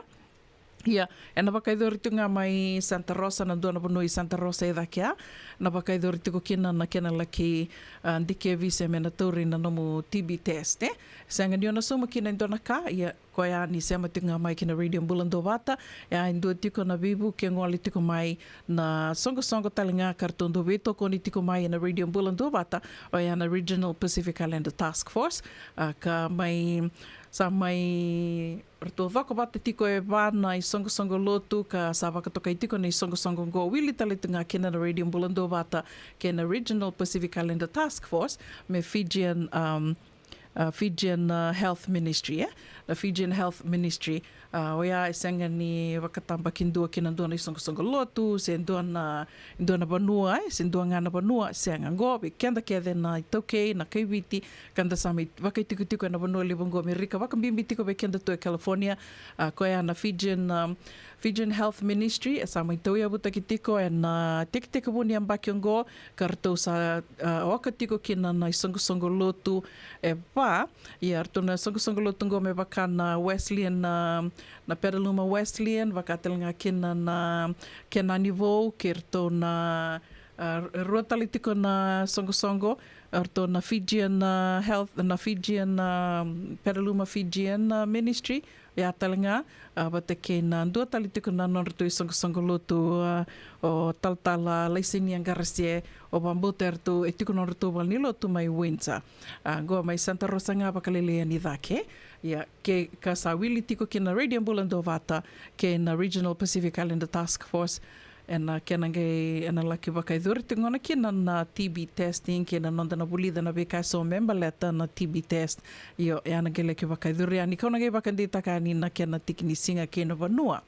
o kota daki tiku mengo mbale tango endo na kambimbi mo ki la tiko ni o sayado mi Amerika bera ni o li daka ena daka wa caregiving me wakani ana usutu tiko ni beitalono ena longa niu in dona kana ngan reviti ko ya mona laki test TB test a negative TB test do tukuni bekenda kede na ngole mai and matenitu sena third world country me bata kiviti and lebu bekenda tukuni na go atukuni biano mateningo no o ya me kina o sali test and na TB test o sange tukuni biano iko positive kila na bukani longo ke na nongo rawa o sengani kila baka sala kutu na nongo ninga ngawa Wele, o saya tu me ken baling go na siang ni rani me daka balete sa positive tu nungu TB test ya vai ana nungu vakasama ya vetu kuna ningo ni siang ni vakakina ke vakamatanga positive ti kuna test tukuni bekenda to na ngole mai na vanua vata kiviti third world country vaya majority of us the lebu and a positive nga na TB test yo tia sanagere ole x-ray koya lebu na x-ray na guys vaka me ena senga ni na lo rekina na TB test na TB ena manu ni TB koya you need that nimberni ona lakani mona lagi daka doya dona kaindo bakan reta baka lebu maramanita na ni tondo me betal no tiko na belonga niu sa tiko sa warra ka tiko min dona daka se vangara daka tiko e tiko na kai koroni daka ba mo baka ro tiko kina e sono buli retu online tiko talenga na buli me ko baka bola kina mo ba certificate kina en na buku ngona ngani tambano ngona bingarabi sena caregiving en dua ka ketoa sa me vital no tale tok nga bakali live me kino tu pena ndona ngona ndona buli ndo baka dortiko o Nika Leonilangi do baka dortiko kona nona be baka tabulidi na academy I think it's caregiving academy and a ve moni madawa nige ve tartar mai se ni ve tartarani ke Nik Leonilangi moni kilakina na dava moni na dakaba me rawa ni oni na laki vuli kina le ke baka tavi au kilai tolu tiko ni wase ni vuli ndo baka dortiko koya konga ya ikono vuli da saranga from the beginning till the end ni wale ni caregiving sen na matangali daka enta mai daka batungo na daka ni bengarabi kasona ngona yo mantanga senga ni buli senga bakando ni kila ndo daka vanasi me viti ko nganda buli da tunga me korni buli yo kono buli na tara saranga ndua na mo bengarabi kina senga o bamboto ni bunga talanga bikende vatu ya ninda sala ko mai ninda samai buli na daka through your experiences vat kena no clients ka sa levu na kisi ko le o le binga rabikina sana tosa daka talitinga no mukilaka ona kuni kurumbu ni ona da bani ndona ngona na lakuma na nasi ni sona levu beira kanda na living rabi beira erndongo ale mena nasi ena visinga se sona ve madao mer lakumi bale rami ridira na gasi karsenga ni rauni lakani balimbula most times sandu kasar ngai kon dodon ikorani le nasi baletongone ani to sama ibuli tara to sa tali takana daka ngona vingarabi sena caregiving sabi nakadaka tali na nondo to tu bakini bengarabi me bakatoto batataki ke rakara nasi tu ena bevalimbula lili bongo koya dona kando bebaka ungeti kina baka leba maramanita mama ko besi ena velonga niu niko sa wara ka tiko dona no daka se sa vangara daka tiko mo dakaba tiko sona kamera ni na dona bosa babalangi botu me ngobia baka so you can be marketable en dua mantanga na karo ni kono daka rami viti ni semberni ola komai Wulin River ulin reba rau na rau serangana no mubito se aki sena no mutoso mandanga vakavaka ni sa ya me ke sa ulin reba sa kila rau tu menan reba dua ya o kila ni lebu talna kau bakambau tiko ni rau ni na libuli da talinga na buli ka bakai do tiko ni kleo ni langi na ve madau na ve moni madau mai na kakana na no mo baksangar na kakana no mo bakaruta na kakana yo hindi na ibang gubikenda da kilatu na vasanga men da kilati ko niyo irango indu talitunga na karakania indu irani to kana pateta wata kirto ya indu na kena sanga na pateta me bakatu kila indu talanga na kena rto kila karto binakata irani tambangasingo sana kavayaro ni kona libuli da talanga indona ka kirundo be bakongeti talitunga kina bakalebu ni ndasatiko we all on our phone lebu nangona na kakedenga nda binakata satu na nonda taliboni ya dena vinaka metona rauni metona bakanga takamanda baka vinaka se baka buku mbeka na nonda to taliboni na nonda to buli the sona kaka tu na YouTube nangona goza ndo tukondo tu sa senga saranga ne ulumbale balata na kakede kenda vekila satu kedenga na YouTube se satu kedenga na internet na YouTube mandanga ndo maleka saranga balata ni konga yo bitani bango ndo na kai ko bulida e bakarita ki saranga me bi konga lebu tu na lebu ya sa non rambisi ni sartonga wi ramera bi bakatabulidi tu mai ba ya kasenga ni kono somo kinendo na ka onga yo sarava senga ni o tora rawa o te ai ko rewind takatale o sarava tale rani na buki ko bakalebu e na nomu i wale ni vengaravi wakasama taka dona kisi o mai sotakai go vakati ko me senge karua ni nongo kisi ni vengaravi na nongo senge ya mai senge mateni dona nongo mateni kisi quadriplegic vekomni na sa vengaravi o tibir na quadriplegic o ni sana rani na taka rau toka na matangali vengaravi ngandrevikia mange indu e lako tu mai no experiences whatsoever mange mai sotava indu e quadriplegic tu sa rani ka taka rau tonga kia ia ko ngai atolunga na buli kia sa rotia o saranga gevina kani samani laktal mai ndo tal na takadaka ndo tal na kisi ole vengaravi talikina ia na kala sai kila ona no mai o sambo vengaravi mai boa indu e quadriplegic hands on na kakede ngai kona dakaba boa indu esa quadriplegic tiko ia wakabonga na kena bisau na kila me na diapers bole toko senga ni vaka diapers o kona quadriplegic go ia o tia nungu karoni kisi dona marama tamani marama levu pakanga takatalanga na hoya vinaka ni usambu buli da rato mai na hoya mai na mateni dakadaka karoni dakadaka pakanga takatalanga na hoya ia o tia koya mengendo visau na diapers mena visau ge vaka samataka mudure ani ikondua iko seng sartunga ni kusekila se o satara matanga ndona dakadaka vaya matangali dakadaka vaka vengaravi birna itambangase vaya bedridden monge yo dure ne ndona banua sau iko saranga mo sangara na buiningonea waksamata kana na buka ni longo senga ni karawa ubi di talitumba mo banga mo salis taliviti kalonga tabakale na ngone sember na YouTube sember ni raw ni bangara na dona kamen de vekila men da YouTube nga se Google se senga kina ngone ya au na kanga ngeda ka bo di talitumba o bare de talengoro na erona dorobo bakamero meko tu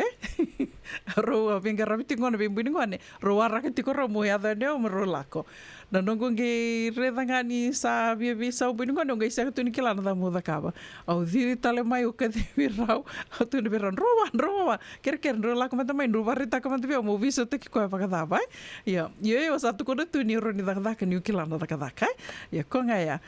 sona ka vai ro ni da sotava ke baka and the senga ni da baka ro te ki kenda te ni baka vinaka ia nda kalonga ta baka lewo ni kalonga ta baka lewo ngai ngole te ko mai ngono ngoni sa ka kevenga sa tu na YouTube ke na Google ka rawa ni sa na baka tabuli de kemni tu mantanga ke na baka te kemni ke baka ni sember ni rawa ni ngole ani moni laki baka tavi na buli ka baka dorti ko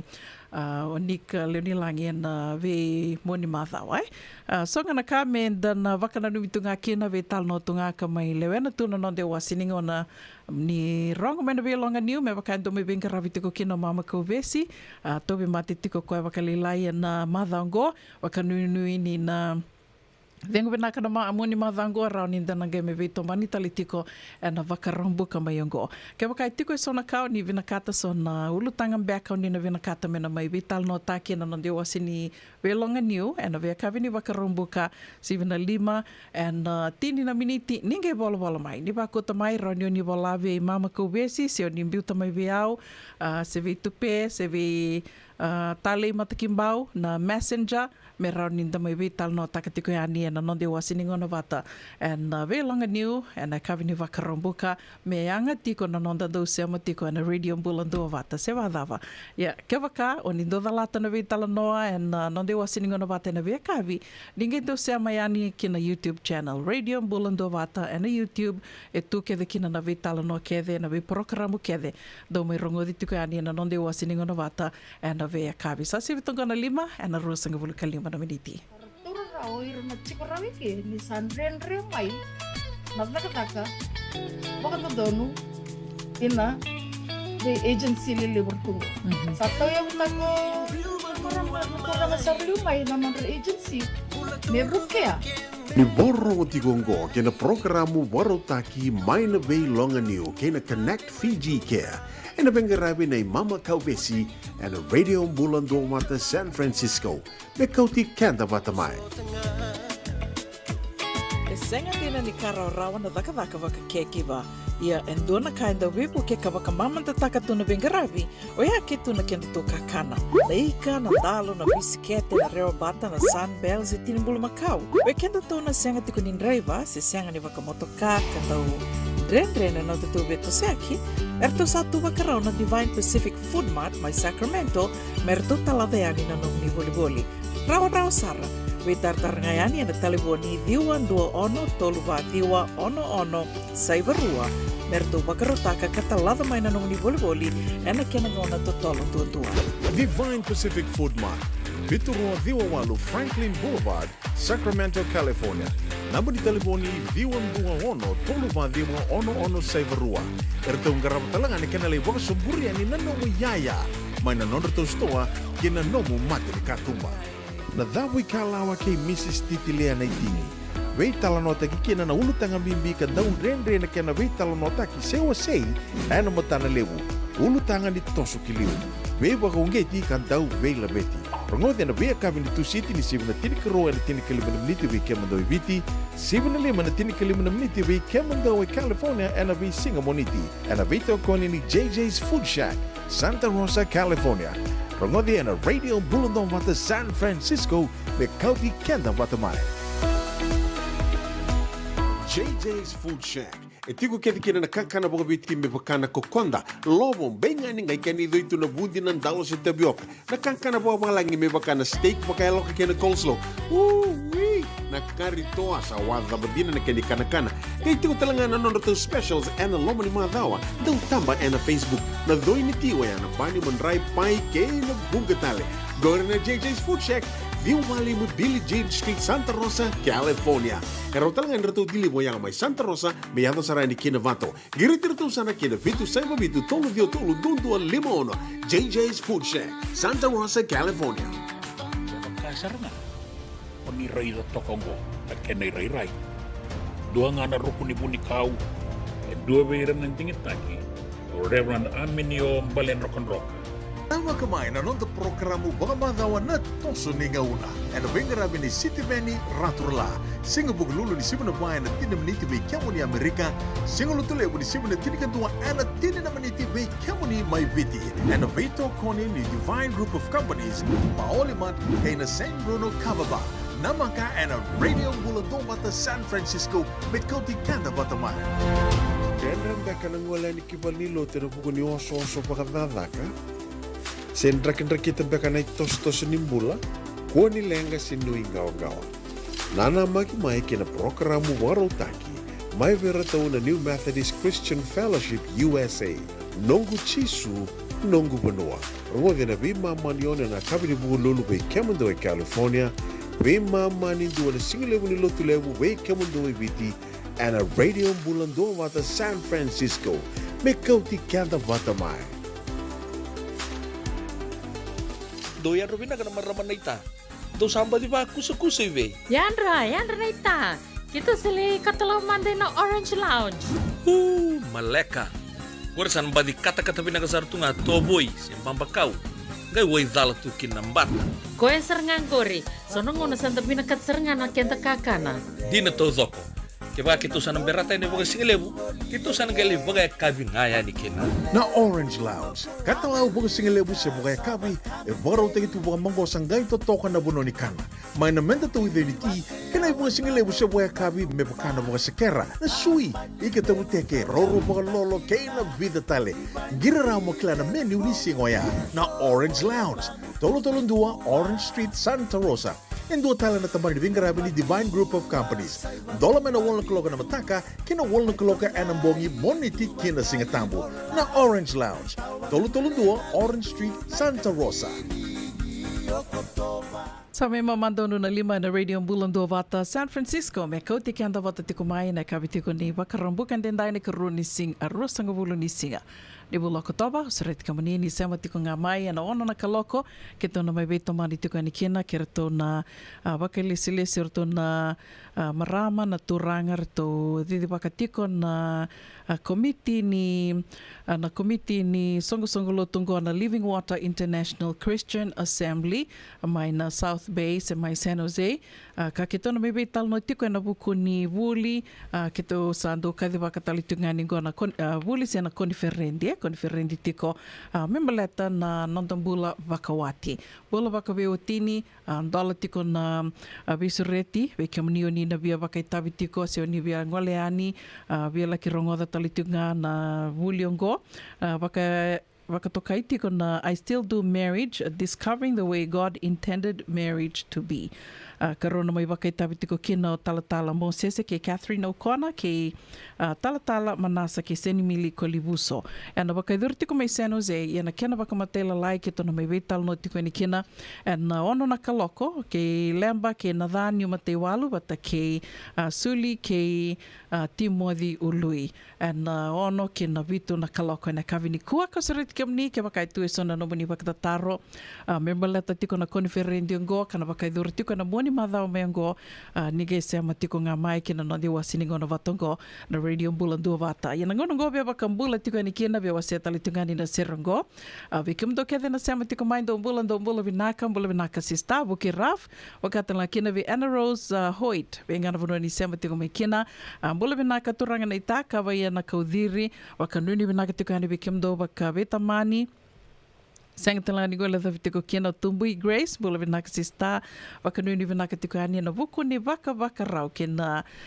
venga rabitiko na singi ni mataka wakatala kina vi marama na ita salo te sika yada ni bula vinaka marama na ita mareta kalundau wakanuni vinaka talitungani bula vinaka na kamu Amelian da veta wakanuni vinaka tiko yani vikimundo mai Santa Rosa wakatala kina vi etuate voluma wakanuni vinaka talitungani vikimundo mai viti laveti mbali suban bula vinaka turangayanu wakanuni vinaka tiko vikimni ke sarna leoni komiti ana tiko ni nek June unitaka ni usada butan dono ya ke waga me artona mai dide bakatiko na mbose bula tolu ngarabitiko na mbose bula tolu ni lotu wesele na bula November na bula saranga mingo wakanuni vinaka tiko yani na buku ni baka rau vikimni ke sarna ngone ni viti kanisala ke waka tiko ngori Australia na buku ni venga ravi keto sa waka nui ni venaka tiko yani na Radio Bulando Vata ni tosa venaka tiko na venga ravi mai sana ngori waka mbula tari tingani viti na TJ ni mbula venaka sista waka nui ni venaka ni tono mai sotan beka ni mataka Sera katarawang gono mani kaya tiko baka bimbi tali tunga veke mani na venga ravi tiko na vivo no ni venga ravi so se mani tambana da wanga ni venga ravi tiko kina ni sawa tunga rusang bulka ono na miniti me ono na kaloko.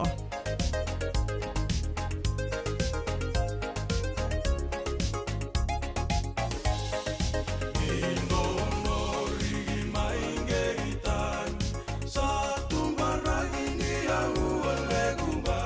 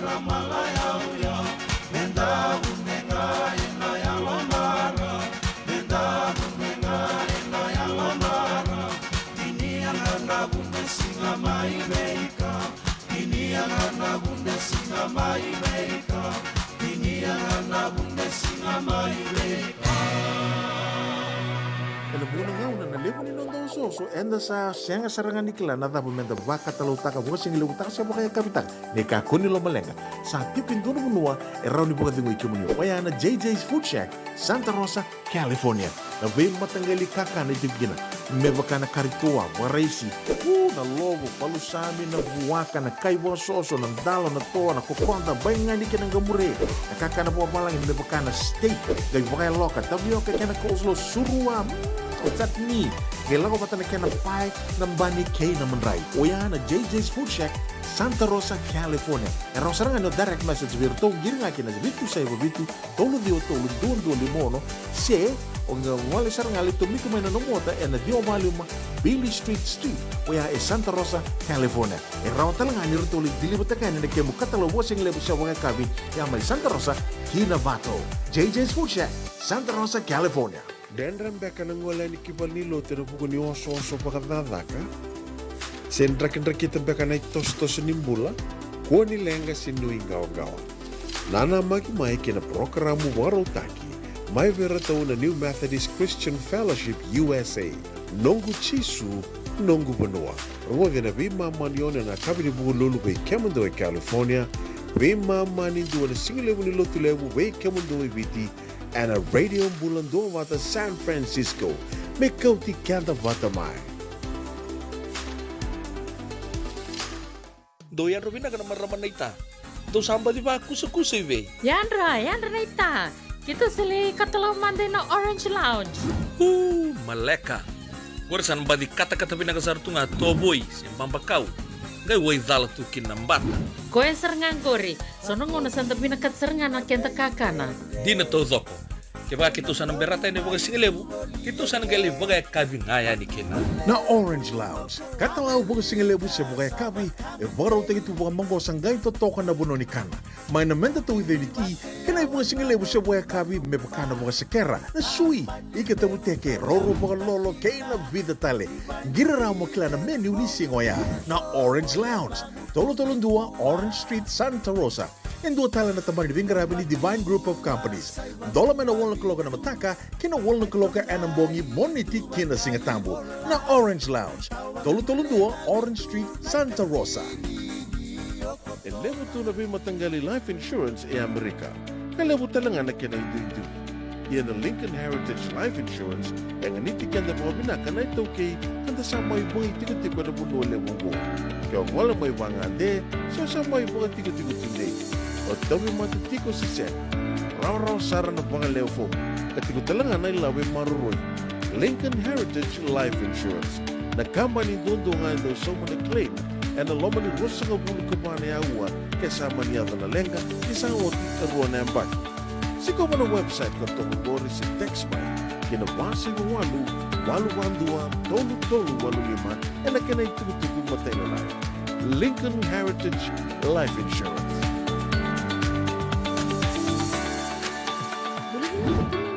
Sawa kuskusibe. Insan ni bula binaka o se vivi mandongo kina mau limat. Ele taka kina endona nito bakataka kana lelai. Yo leu kutaka bakatotolo ni bernir to yave ani na bulangi. Oi, o dia bakasanga.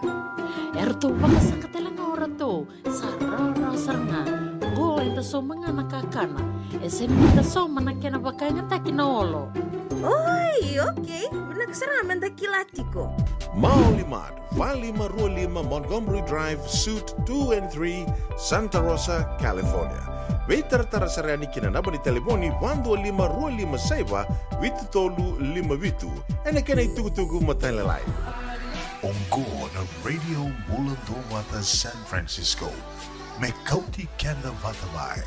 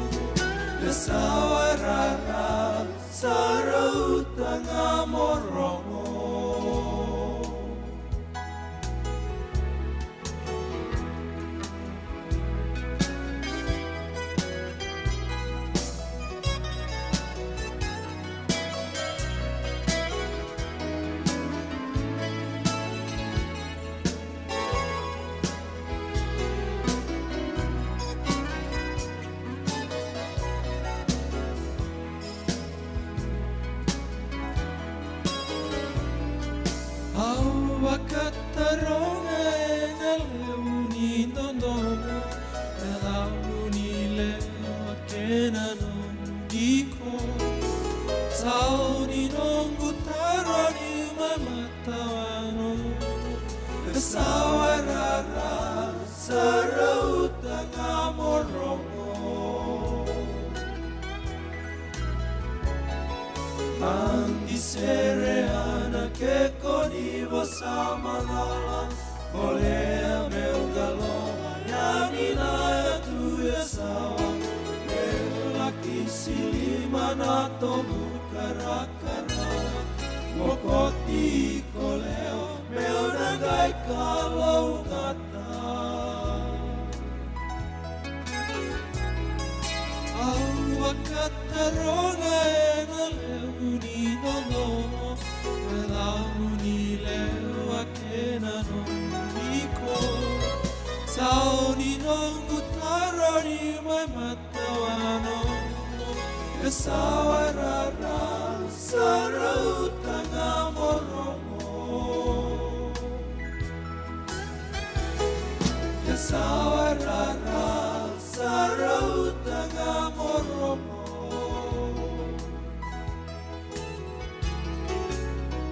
Sarauta ngamoromo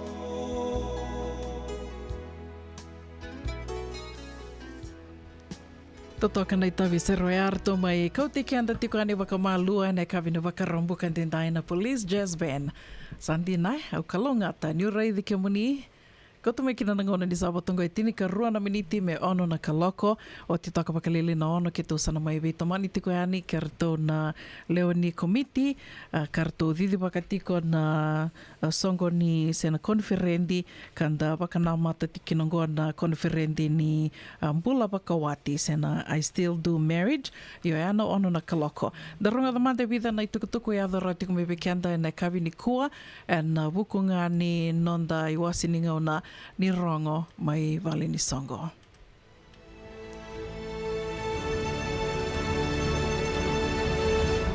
Ongo na rongo mai bala ni songo and a radio mbulando vata San Francisco. Me kauti kanda vata mai. Wesure te raramba tiko ngaiani ni mataka na songo tiko ni Kandavu e ana Kandavu Day. USA Kandavu Day e na wakaidhuri tiko. Teko tiko na songo ngoa na tini kandona kaloka na mataka ki na vana kaloka na kawi. Ana mataini ki na wase tini kandona kaloka na mataka ki na vana kaloko and e kawi wakaidhuri tiko na wā ono Sabre Murphy Avenue Sebastopol. Wā ono Sabre Murphy Avenue Sebastopol. Ana keni tuku matela lai rao ningi be tartareani ki Tumburu. And taliboni vitu saiba vitu walu vatolu walu rua vitu tolu. Oyana vitu saiba vitu walu vatolu walu rua vitu tolu ve Tumburu. Membaleta tiko no songo ni Kandavu singa ki Kandavu USA Fundraising for Welfare Fund and Investment. Ani mataka ia na kena kavi karua ni wase ni songo ngoa na gai tiko na ono na kaloka na kavi kena tini karua na kaloka na bongi levu Kandavu USA Island Night na wakaidhuri tiko na Paradise Hall Rua 58 Roseland Avenue Santa Rosa kana Rua Sangabulu ka $5 tiko na idhurudhuru. Kena tuku matela lai rao talangani o ningi betartarani ki Tumburu na taliboni vitu saiba vitu walu batolu walu rua vitu tolu ka sa tiko talangai ani na nonda bata go na radio mbulando bata na tikindu go member letter na namba ni taliboni ke na address ke na vitu tuku matela lai oni na via kila tiko ni mataka talanga erto baka dora tiko kina na the Country USA na songo ni nonreto baka dira salu na lotu ke na break up party baka dora tiko ni mataka na wakadhira salu na lotu ki na break-up party. Vesureti raramba tuiani, wakadhira tiko na San Rafael United Methodist Church Hall na Diwa, Ross Valley Drive, San Rafael. Tekabu tiko na lotu, sena songongoa na ndona kaloka na singalebu, wakadhira tiko kina na singindringi na tauratali wakaibua ke na ibaka kabi. Tuku ka tarava, vesure tira ramba tiungayani, me baleta tiko na konferendi ni mbula wakawati ungo, I Still Do Marriage Conference, Discovering the Way God Intended Marriage to Be. e na wakaidhuri tiko e na wakarowai ke na wakarombuka mai ongo se wakarombuka ke na wakarowai mai ongo nei ka rusanga vulka vitu ni singa ke nei ka rusanga vulka walu te ka butiko na walu na kaloka na mataka ke na tol na kaloka na kavi singa rua ndua na ndrau wasanga vulu na iduruduru ndua na tamata ke nrua laka waka viwatini rua na ndrau walu sanga vulu ya na iduruduru tiko membaleta na rua na singa ya wakaidhuri tiko na ndua saiva ndua North Bascom Avenue San Jose ke ni tukutuku matela lai ni se amatuku ngā mai ke tōna mebetal no tiko ni kina ke rato na laulawar tōna na viwatini na karato dida waka tiko karato lewana tiko na komiti e na kena wakapakarauta ki tiko na wuli se na konferenti ni bula wakawati ongo e rato na mai wakaitawi tiko na nei tō betal no e na kawini kua o lemba ke na dha niumate walu ke lui ke suli ului ke sulio ana kabini kua na lomani vida na miniti ngā mengo ninge na nama ki tiku mai kina ke wakai tiku sona nomani wakatataro ninge wakai tawi tali ngā mai seo ninge mbita tali tu ngā me kina na nomani wakatataro ndo tali tuku ngo veke mni na itumbu kara se lalai tiku na ngoane rasi tiku na mbaki ni mbula ni kelarando tali taka na trick or treat and Halloween ngo na trunk or treat Vesureti tiko yani na wakaidhuri tiko e na Rua Valima Ludman Lane Millbrae Chapel. Rua Valima Ludman Lane e na wakaidhuri tiko e na Rua Sangavulka ka Rua Sangavulka vitu ni singa e na wakarombuka saranga mengo balitir na ngoane rawake suliani kila na wakaidhuri tiko na ndonga na kelekele ni motoka e na walni lotu ni LDS i Millbrae koe airani ra koe ni kina na ngoane relengito relisota trunk or treat la ko abu ki nga na kel ni motoka it's safe senga ninda na tiko na itumbu venta na nui ngau taka tiko na bikairo ni ra sota ka na ngone ni rango le tiani ngoni sala o te tinga ni tukutuku e adoro tiko mai ni rongo mai val ni songo na kavini kua membalata tiko na lotu mai verto na New Methodist lotu ni New Methodist ni ambakiongo na tiko butiko mai Canada o ya na wakaro wai ni kitin ka walu ni singa me ado na moniti na ka rua sanga bul ni singa ni bulo November wakaidhuri tiko mai Mitchell Community Fellowship Winnipeg Canada. E na wakaidhuri tiko mai Winnipeg Canada na kene matai kene karua na mai wakaidhuri tiko na fellowship kene talanoa session kene wakakabi e Sacramento wakaidhuri tiko e na Yam Buffet and Grill 4300 Florine Road Sacramento tiko butiko e na se na singan dua ngai ana wakaidhuri tiko ngai na karua sangabul karua ni singa buke lulu karua sangabul karua ni singa ni bulo November ya na kena wakarombuka kena wakarowai ni karua sangabul kawa ni singa kena karua sangabul ka lima ni singa ni bulo November e na ngai wakaidhuri tiko kina na lotu dhokabata e na Embassy Suite Hotel na dua saivan dua McKennis Parkway San Rafael keni tukutuku mataila laini nge vitartareani ke Senior Pastor Simeone Mbale e na 125 walu wa tolu niwasota 125 walu wa vitu tolu rua ono lima se Senior Pastor Savenada Tibanga e na vitu saiba vitu lima diwa saiba lima ono e pitanga ni tukutuku e adara tiku mai lewana tiku ani nandi wasi ni ngona ni rongo mai valni songo e ne kavi venaka ni wakarombuka ndendai ni savotongo e ono na miniti me ono na kaloko ten dua talemanta na itavi sero via wakambula tiku ani kena vikium ni kede sarna sema tiku mai e ne kavi ni kua wakawakaroi tiku na buku ni songo mbeka na ngaravi tiko vikium do mai viti na ngaravi tiku mbeka na single ni kua ya kavi ni kua vikium de to e na vanua levongo Amerika so mbeka na songo to wawaro tiku kina na single ni mataka se na moni madhango wakanu ni binaka tiko yani au ni taka ninda na ngangaro ni tiko yanda ravi tiko na vika so kanda sarungo da tu ka ndondonu menda na ndo yanda ravi tu kina se vinga ravanua enda na ngole tiko kina ena moni madhango wakambula tiko yani no sera kataravango ve George TJ mbulu binaka mai tau ni taka ni mbulu binaka tiko ni mundre binaka tiko wakatelanga kina ve Coco mbulu binaka Coco hope you having a good drive back home wakatelanga kina ve Tina TJ mbulu binaka sister Vuki Raf ni bula wakatanga kina ve Anna Rose Hoyt we naka wakalevu na sema tiko mai na kavi ni kua senga tala ni ngule dhavi tiko na serengo turanga na ita kava ia na kaudhiri ni bula vinaka ndo bula vinaka talanga na sema tiko nguari mai Santa Rosa wakambimbi tiko wanangasi ni vuli salote sika yadha ni bula vinaka tumbui Grace wakanuni vinaka tiko yani na wakarau kina senga ni mataka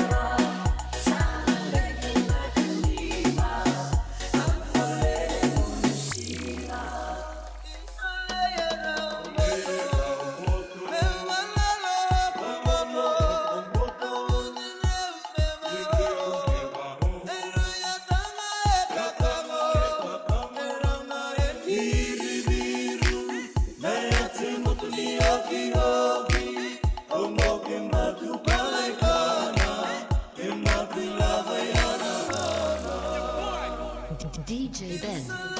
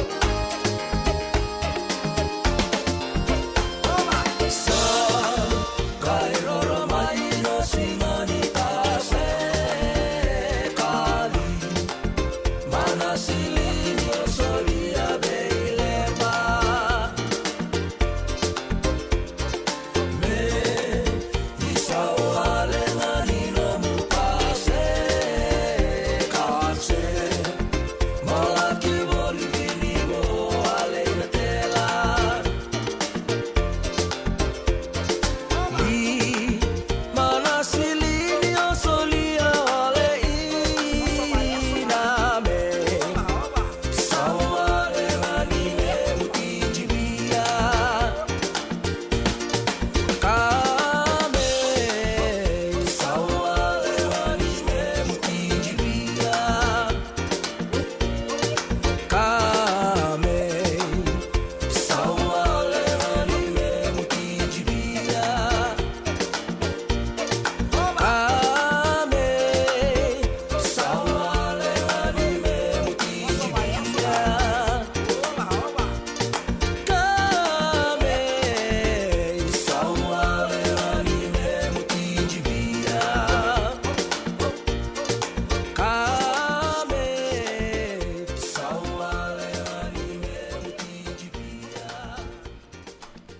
Ina radio mbulan dua vata nei tavi seroyama ve simi rova sa mai sivito kina gono ono e na vana militi me ni na rei tiko mengore sa ni na rei de tiko ni rato sa tiko na nonda tau vulangi ka wa tuko ni tiko ani ni ki tono be vital no tiko ani na e kavi ni kua e na buku ngani waka rau ke na koniferendi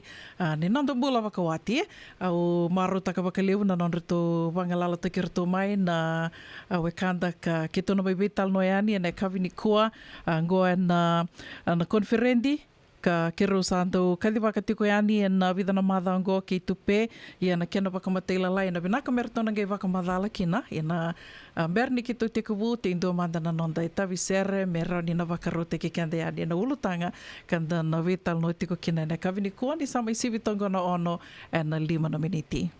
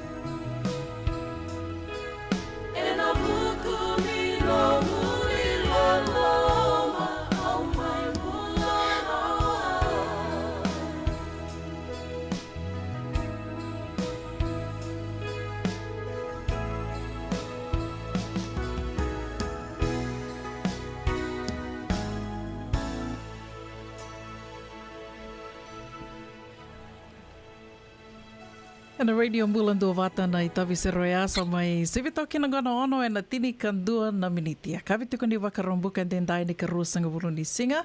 Ni vula kotawa, vinaka wakalivu na siama tiku mai na kavi ni kua, ke tō wakambula tiku yani se vinga na vanua ni siama tiku mai kina se ngauna dawanga, vanua dawanga o ni na geli rongo da talikina na wetala noango,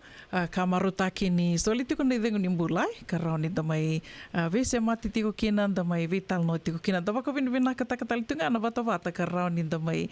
vese mati tiku kina, na kavi vinaka ni wakarombuka dendai. Dumatanga na ka levu na nungu waka vinaka tiko, vera tōna kangu ka ke tō mai sema tiku ani me ke tō mai vital no tiku ani na buku ni dua na lotu se na konferendi ka wunga sarabi kianda e wakana mata tiku kina na moni madhawa mai ango ne ka rusanga bulu ka vitu ni singa ke ne ka rusanga bulu ka walu ni singa ya na konferendi ni mbula wakawati ya dhana tiko na I Still Do Marriage Conference, Discovering the Way God Intended a Marriage to Be. E ana mo ni madha mai ngo wakawinawina ka tikina verto na vi wakani ka ni sarai tiko mai ngori da mai sema tiko e na kawini kua beranga ni mai tiko buna vital no na via kere rato tinga ke rao ni rato wakambula tiko mandanga ni vikimni na sema tiko mai na kawini kua ka rao talanga ni rato wakamadhala te ke rato yani do mbula vinaka pula yo vinaka maramkai una tadau teman doktor nang ko mo babi wata binaka ko nana buku tungani nam do sureti ki to mai me ki to mai warita ngai bidanga naka membala tatigo na konferendi sa tigo koi mate ki to o babi binaka wale we kemuni wata kena numuni wata bata o weekend pa kita tungani we kenda bandun do sara na vio kani da tigo ngoi Amerika wakatala kina mai vanua wambula tigani vei vikianda kede sara na vio kani na sana tini kawa matin tutolu wabinda bina kavale vei kenda talanga na tigongoi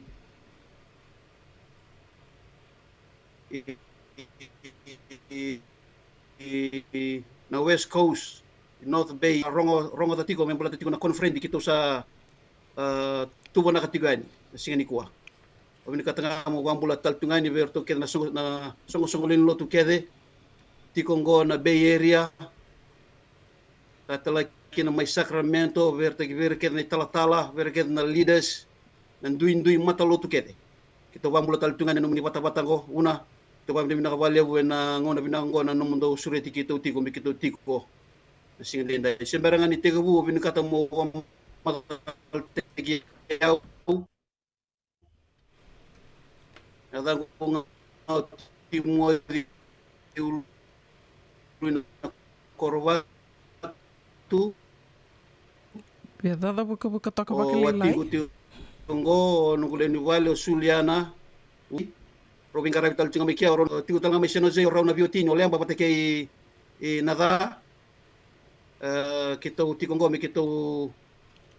kamu ragi tungani Dominic kedi bagi kiana na lendi weekend na vio kan da sa tigongo na Bay Area membalata tigonga na konferendi sa tigongo e matay kito wambula tingani o yau dabu tumai na corona deba ani anom benga o nanguleni vale e dabu tumai na koro ya sawai rara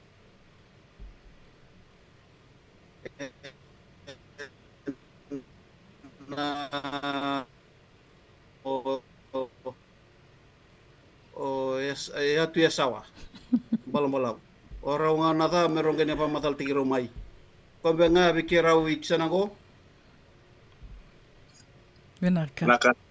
kero sa mga pula tal tungay ni wi kim ni una na kau na sindenday bota laki na per na sar tumay na parong tumay na di bonor itu kina pamatal tikero mata pala kalaka na adam go nada ni matiwalu au ngone ngani selia mai nayau tulau au wasui bua komen korro samai wai titunggoi Silicon Valley na un sasangan tamai sasangkel kina na kemna ko naka Roni va madal ta kamanda nom ni leoni vale awana nom mena va madal tikwa ngawata ikwa Exato. Bolo binaka una, bolo binaka talaga di kinungi na barog di kumain na kabinaka di kuwa na yadango lemba ni matewalu au maraman ni makandro matuku may law au vasu na koro na sau koro la may viti kiro ba yitik-tiko aninggoy Silicon Valley kamaruta kibikiro mera ni kiro may chikitu ni bingkaran ni singbinak ni kuwa.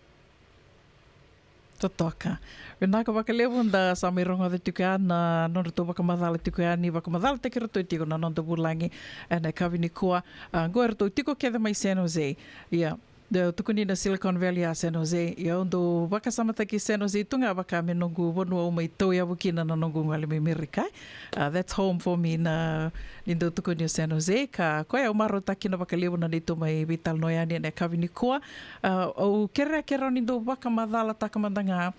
na nomundo na songo lotu na Living Waters International Christian Assembly. Tau ia wunangu na dava sa vakadava tiungo na kenito sto sambalat. Nukila sa levutu na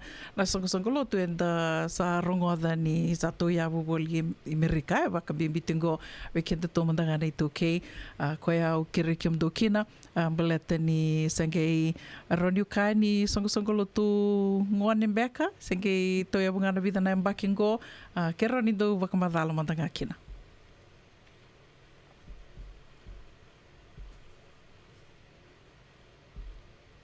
Luis o nada bila kami pemadalam tengah kina tal lui. Okay, dado buka tiko na non-row reception rau. Kero pemadalam tengah kina talu lui bertanya kero sebagai ngol tengah mai. Robosota na tambe natar. O kero ni do vakamadala takamandanga na songo lotu na Living Waters International Christian Assembly. Sa vakadava na balawuninga na kena mai diditiko vakadava tiko na Leoniva Vakoso. Leoniva Vakoso toke nga se viwaki tu so talen na kautamata dhambeka. Ko nga au balata diu kila au sangi rongoada o tina nito sa vikili tu sa andu ngona balavu na nonta tu vikilai ya au maro takatiko ni sa mai tau ya utali te kontana songo lotu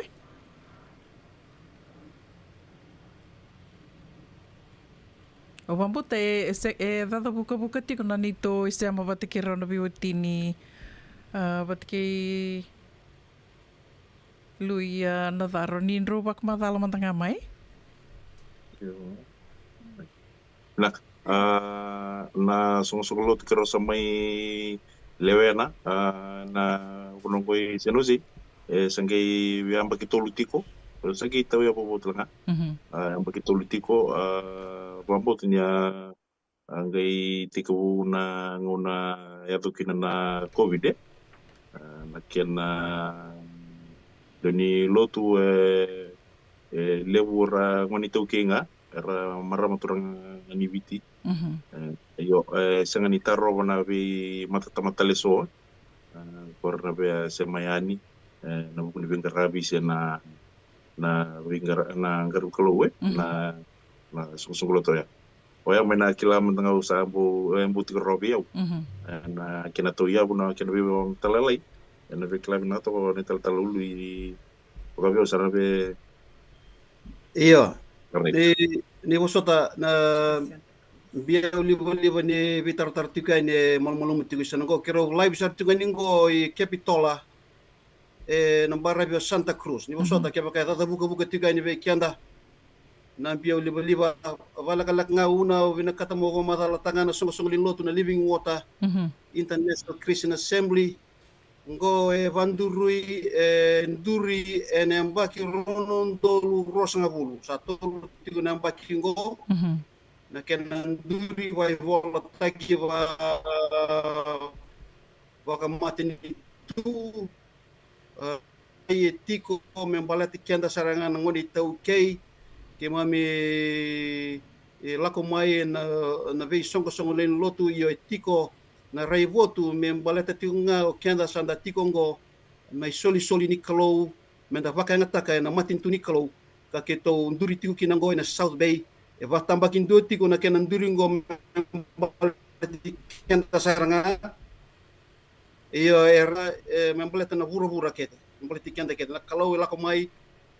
sanga walangani membaleti kenda ni taukei kenda talanga na vi matanggal tamata taleso sa tiko kina na vi ka divingo vi ke vi orto na vi liu na vi tambana na vi taltala ko talanga ya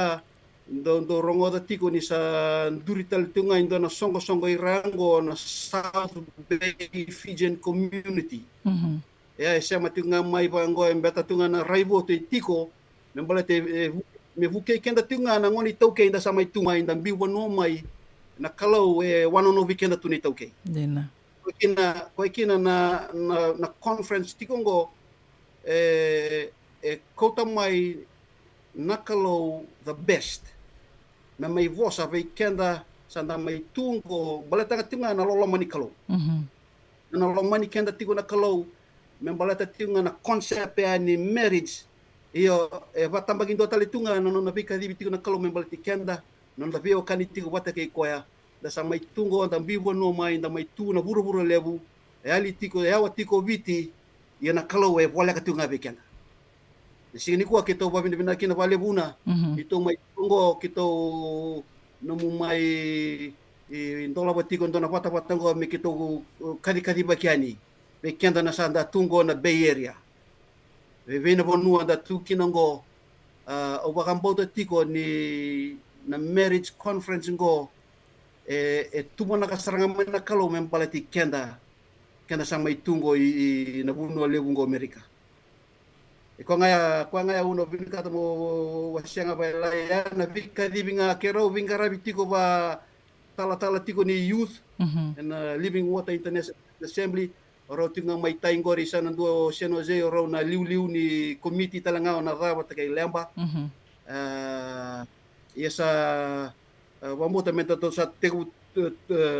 tukuneani na vika membalata na conference matale lai totoka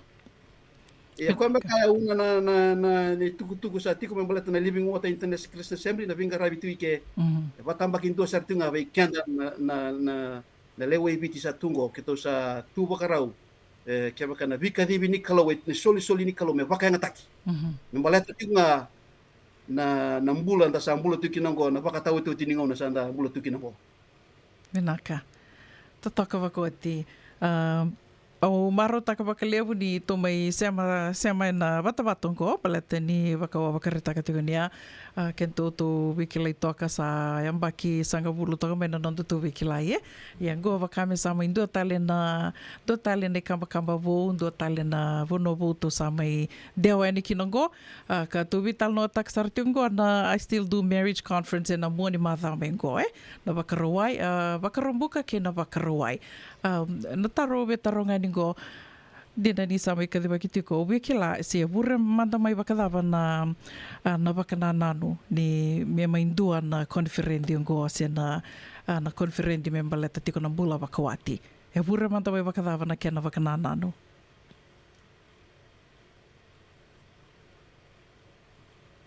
kere mengero so vi imeronga so ni tarmande kina o lamba ke nava Balat ko ando na vision wan biu vero na biwatini.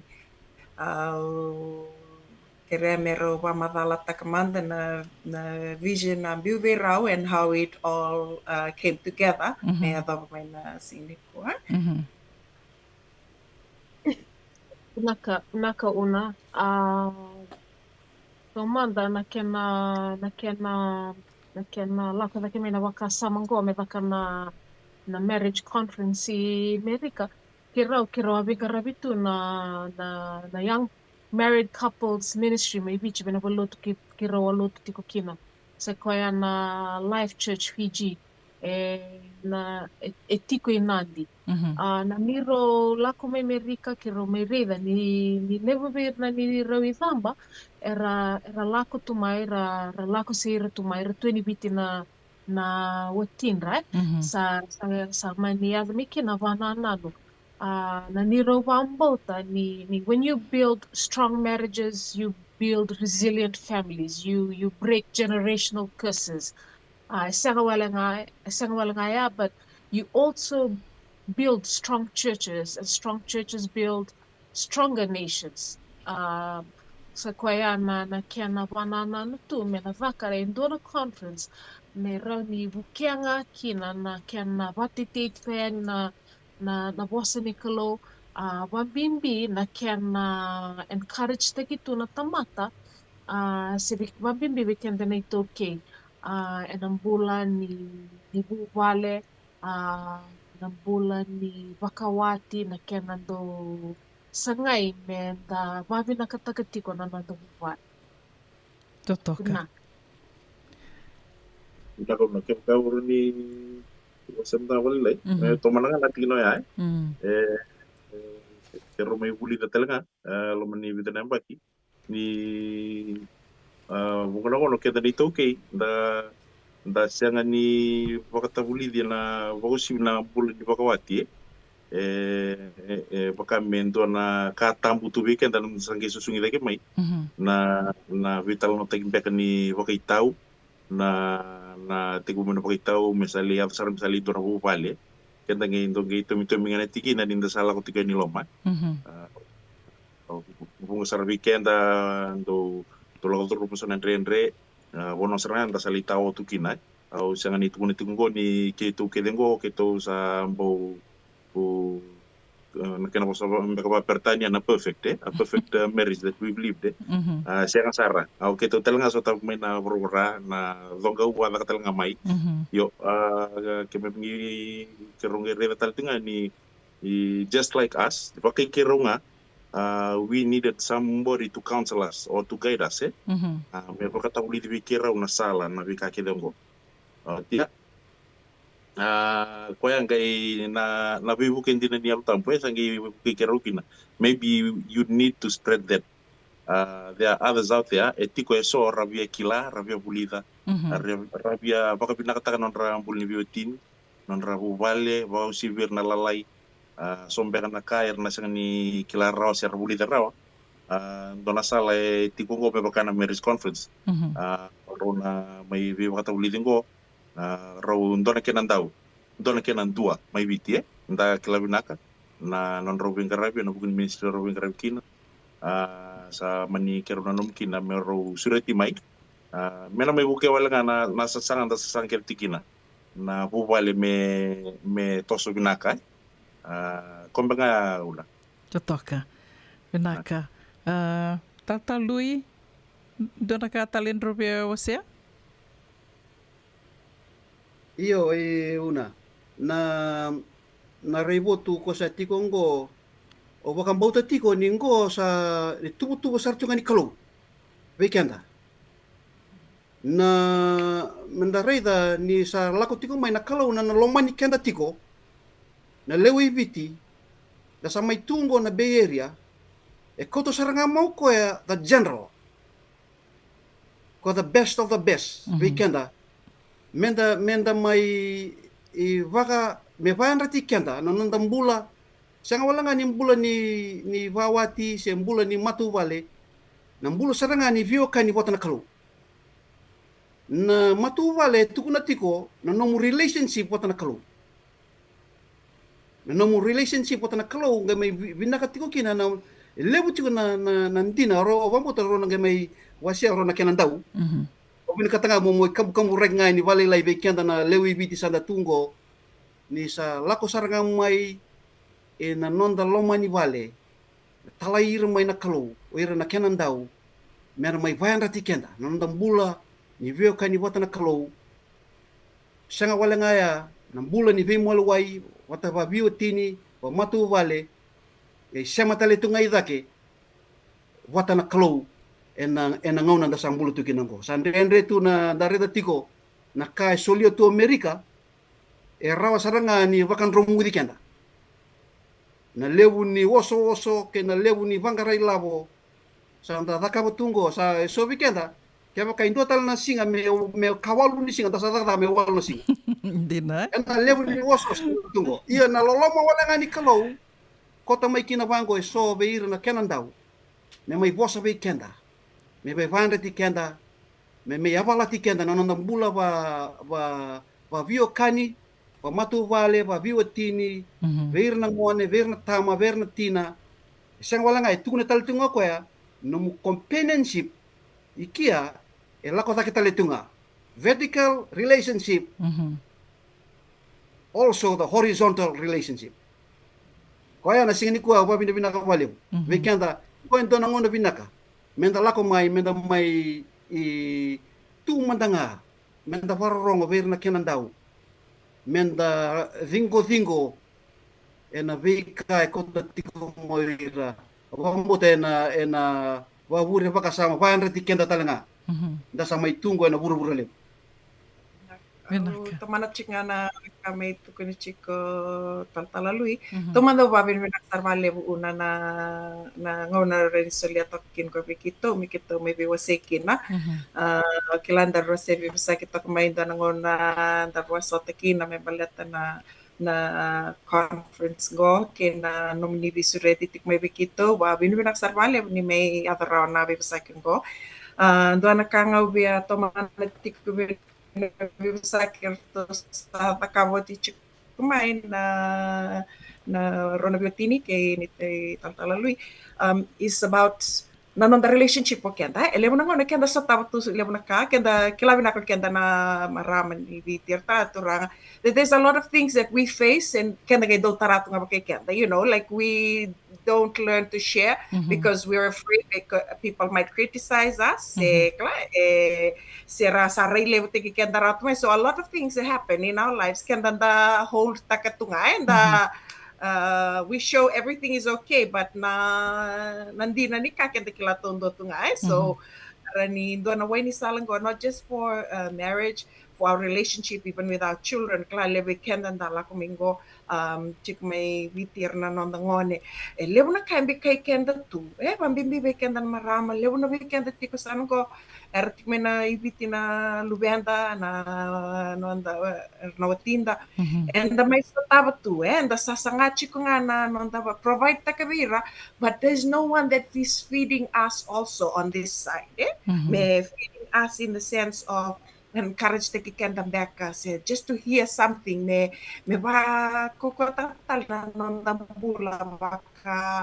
baka bubale ninda yao tumerna lubenda kinotinda so this is an opportunity me lako patamay hopefully this is a start of something that we can do yearly but kona baka samona ko me lako patamay so the church there's na torre chico ronda talarorong ko may nanduin di balotu kito do tantalangan na balotu we're not connected. This is something other thing it's to break the congregational theory do to weekend lebo na gonda sino na kaya but kito sini lotika so this is just breaking everything breaking all those walls and in that lakumay as ito okay but not only ito okay but rani ni surat talanga may na tamatatani Pacific Islanders visureti tal tungavir because they will be Orona viva sa kichiko ba viti babalangi tal tinga so we reiterate ta chiknga na nonda to breaking of the congregational theory do to weekend so this is open to everyone sera wala ni nito vali lotu siang walangani CMF Mecca siang duana mata lotu. This is for the church, and the church is you and me. Kenda yandun tua na church kwela kovatik may naturanga, and he's coming for a church which is his bride. O kenda na non bride. So na so kalongo siang walangani for marriage. It's a relationship between you and the bridegroom, which is Christ. That's the thing where something that me olongi bata kere chiko kina the conferences. Ndogana kayo bewe wasia valila ya na denomination. So bekar na numa chiko. No, this is interdenominational. It's breaking that wall out, and it's also not only for marriage but your relationship with the bridegroom who is Christ. Vinaka, totoka wakoti. Au tali taka wakalevu na numro wasiangori ni senga ni wakame interdenominational. Baleta ni kintoto sakila vinaka tu. Ningin do na ka e vital no te kibango na matai saranga ni wakasam dolak mar tulu tudaba. Senga gori baletir tungana lutu kai. Sava sar tungain, so then it becomes a barrier. Wakame wala tila kana nonda sanga menda wakandua watatakitiko kenda wakaito ke inda sa ngole mai inda sa me wakaitiko ena bono lebungo dona ronika ke wakai saya dora me Amerika menda rede tiko ni yando no viva kalunga tatakilebu kenda to ya au talita kasarangani nro asia mai na tikino ya paleta asia ngatiko ni otur binako ya ni orona talatala karo ngoli tiko mai ngo me rona mai vitu beritiko en conferenti ni moni mathango roni nro waka madala ndo waka madala manda bakalilai bakaleka me baliti rau na talatali rua ke na non ro dui leoni vale roto na ngoli tiko mai na mathango na kauna pamboto na rona ro mai Iya, saya kira vama kalau napa ke lembah. Naka. O rongana nondo to tal rona mai vitum berti ko. Na moni madamego. Dua o tal Moses o pana. Na leni vale o Kathy. Dini Kathy o pana. Ro blinga repti na ina city tabernacle. Tiko mai suwa. Na ICT Suva. Wambo tarto tiko na YMCA building o Boyman Road. Arto lotu tiko na. Yo ya ro taltala ukona. Na kena karoni taltala manasa batikiran dini sini milia. Koliwuso. Ro bingaravi tiko may na Faith Harvest may di No Sorry. Buka bikiata sa kelero tiko may yo ro rongo na tampana ni counseling na marriage counseling ro ndo darnika ro ken da utoka sa lewu na bono ro pagang tekina ro le I vesi pokina na bimatintu poleta walenga na matagali topic wango na marriage conference na counseling ka wakai tal manasa sagi bidang anak pono les mikilong ko na bimatintu similar topics na bulan ni bulan ni bakawati ele buna utaka sele wata hulidikina ya rona mai wakai tapiti kuna malamay ko Totoka. Vinaka berni tomani non to vital no da turong da mande bidangana itukutuk ni bibolingo gai tomani tali toka non to vital no ekimni na sema tiko mai na kabini ko vinaka bakalebu kiritunga ningai wasia toka ani na non to vital no na kabini ko kitiko na nomuni taro berto na non da bulangi ni bola mai na nomuni taro ka vikimni na singai sema tiko mai ni sanga tiko ni siturir to rawa siturir to vinaka gorto tiko na Living Waters International Christian Assembly mai San Jose sena andukile talitunga na Silicon Valley rato mai sema tungo bat ke kendo lamba ke naka ke nada nyuma te walu bakatanga kena o Suli ke Timothy ului mai San Jose Darunga da made dona tukutuku ni beiboli ni sabatongo rusa ngabulu na miniti me pitu na kaloko. Ai, ke mendo bakando tunga me biti. Sa baka matalau na nomendo ko bati. Sa lemo ne ke mendo tindika na tinimbulu makau na bisikete na rewa bata. Red cow. Wupu. Da saku si masaranga na ikatungo. Gamay tutala na ke nurni bondo ke nambele. Pai, karek. Daw boleh mai be. Oi, do sing tu ni kila. Kita boleh ngamai na maoli mat. Tok nganggo i Santa Rosa. Mai be. Na maoli mat wele. Daw kona na nonda business na ngoli tau kei Amerika. Daw kusa mai. Daw mai volleyball na maoli mat. 4525 Montgomery Drive, Suite 2 and 3, Santa Rosa, California. Beba kasar na. Oni rai da tokongo, na kena rai. Dua ngana rukuni buni kau, dua beiran ng tingit taki, Reverend Aminio Balen Rock and Roll. Alma kemain na nonton programu Bagamadawa na toso ninga una. En op ingarabi ni City Veni Raturla. Singa bug lulu ni sibuna bayan na tina meniti vei kiamu ni Amerika. Singa lutule ni sibuna tini kantua ana tina na meniti vei kiamu ni mai viti. En op veito koni ni Divine Group of Companies. Maoli mat kay na San Bruno Cavaba. Namaka and a Radio Mulandong Bata San Francisco met County Kanda Bataman. Senga tina ni Kararawa na daka waka kekiva. Ia endona kainda wipu ke kawaka mamanta taka tuna bengaravi. O ia ke tuna kenda to kakana. Na ika, na dalo, na bisikete, na reo bata, na sunbells e tinimbulu Macau. O kenda tuna senga tiko ni driver, se senga ni waka motoka, kanda o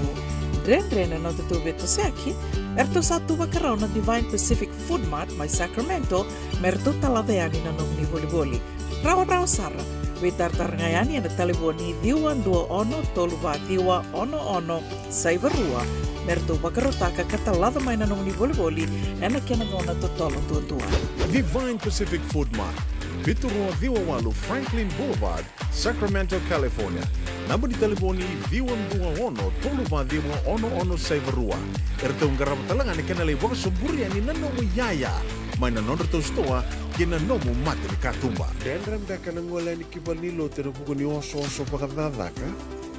Sendra kita beka na tos nimbula, kuo ni lenga sinu ingawa. Nana maki mai kena programu warotaki. Mai vera tau na New Methodist Christian Fellowship USA. Nongu chisu, nongu banua. Rongo na bima manione na kabini bugu lulu bei Kemando e California. Bima mani dua na singilewu ni lotu lewu bei Kemando e Viti. And a radio bulando wata San Francisco. Me kauti kanda wata mai. JJ's Food Shack. E tiku kena na kakana boga biti me bakana kokonda. Lobo benga ni ngai kani doitu na bundi nan dalo se tabioka. Na kakana boga malangi me bakana steak baka loka kena coleslaw. Na karitoa sa wadha badina na keni kana. Kay tiku talanga na nono specials and a lomo ni madawa. Daw tamba and a Facebook. Na doi ni tiwa ya na bani manray pai kay na bugatale. Go na JJ's Food Shack. View Valley mo Billy Jean Street, Santa Rosa, California. Karo talagang rato dili mo yang may Santa Rosa, may yato sarani kinavato. Giritirto sana kinavitu sa mabitu tolo dio tolo dundo al limon. JJ's Food Shack, Santa Rosa, California. Ina radio mbulando wata sa watongo e tini ka ono na miniti me vitu na kaloko e kawine wakarumbu kandendai ni karusanga wuli singa ni wula kotova wakawine bina katiko ki veratona nonda wulangin dokai ane kawine kua mai na Living Waters International Christian Assembly San Jose da mai sema tiko kina wata kerto na ronda veo tini leamba kina dhani mate walu wakatan la kina suli ke talatala timo di ului ane kawine bina kanikua ia ketoa mai da ronga vatiko na non reto mai wakamadala te kirau tiko na talatale rua ke na non rondui leoni vale ka artona mai venga ravitiko se artona mai betumberi tiko na non da konferendi na madao katu mai sena moni madao saranga mai ongo ne karusanga bulka vitu ke ne karusanga bulka walu ni singa ni bulo kotaba sa wakadava manda na waka tiko ke la nindua na konferendi bango e senga ni kararawa na ke na sangai me wakatau taki wakadava mandan ken lako tiko ni wakarau wakadava mbeka sa liwera sa bitartar tiko yani we wakadeta ki tiko se sa boli tiko na kena tikite se dava mbeka sa wakadava tiko manda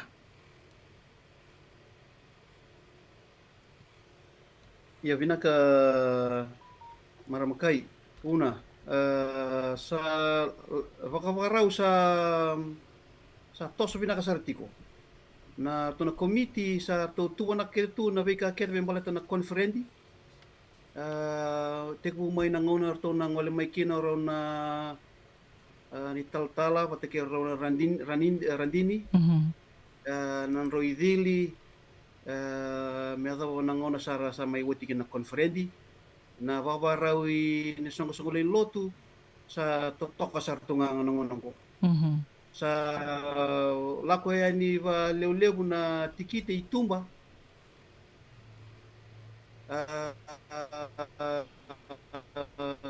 sartunga korto sa pamatal tatiko nata katiko na buli nambongi nata katiko na kena lotu na singa na buli nambongi na lotu nata katiko na nambongi ni na singa varo buka varo wai singa tambu sa nangai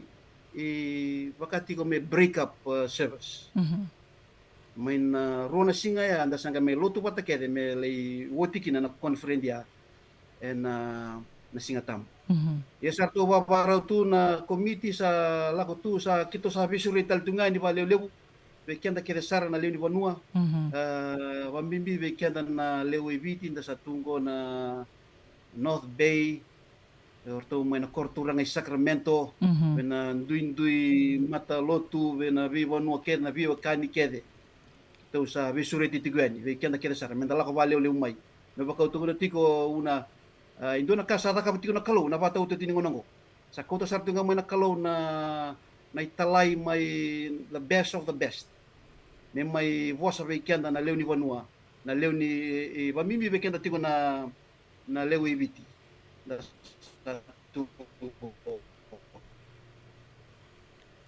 Vinaka. Kenda kede sara atau bamba tertul ke bamba kalkin na woni komiti satu tigongo membaleta na sotale na kandeu galatan beka ia sa kuanga na ka rosa vulka vitu rosa vulka walu rosa vulka diwa enangai break up kina na conference na anointing na tumbudak enda na bambulai enda na sireki enda na bambulo taki mendangwale mo vale oleu baten dona casa ta kapiti na kalo na bata uti tingo ngo bekan kausa besure tigo nikina bekan na buku ni berto na committee wata ke bekan na sa tungo ngo e batamba kindo saranga baka tunjo randini sanga ni don na ada ni lotu kito usu takatuige kito usu takatunga ni na kalo ndondoanga sa vika di bitingo na kalo be bata utingo nungo sa may bulong taiken lebu na kasa kota tiko mai na bonua lebu ngo Amerika raw sara me taban romudi na be kai kota tiko mo bura iya na loma ni waso songo na loma ni bulan tamai bulo tukinango iloma ya na kalau eloma ni kenda tiko kwaya kwa kote kwaya wakati ko na vina like a lighthouse ena ngaunang ko baka kota tiko may na kalau na viva ka bulong taki na viva yan rati ve kenda enda sa tiko ko Vinaka do talo eu via tomanta nga valelai na sombeker tarong at beker so mikina na conference ko so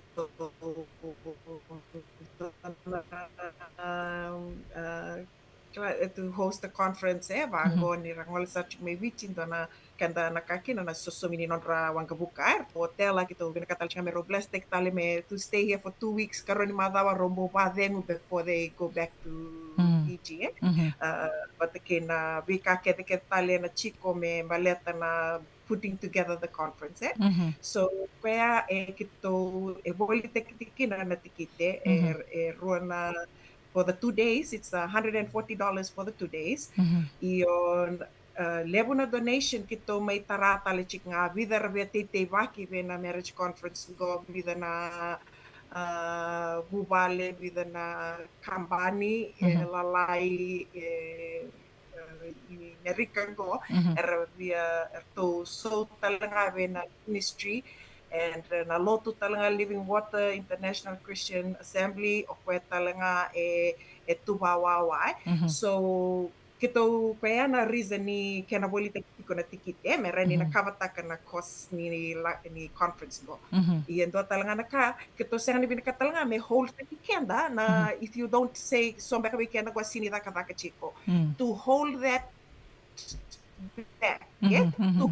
hold you back from coming to the conference because there's people that have sowed So even kau sini wian ren back na bulan alo mani madongo se madomingo ker do bitar tarangamai. So meka kuni hold teki kenda na sauni tikite. Please let us know ahead of time kem kanyo ni bina katanga mani tiko tarating na lo mani naturang mani wala mai. Don't let the price of these tickets hold you back. Contact my Wikito, messenger back a my and let us know. Ke rani vitamin ni and then we would like to have you at the conference. Totoka. Vinaka valeu. Totoka wako tina e wakamadalo ea. Me ka kua ni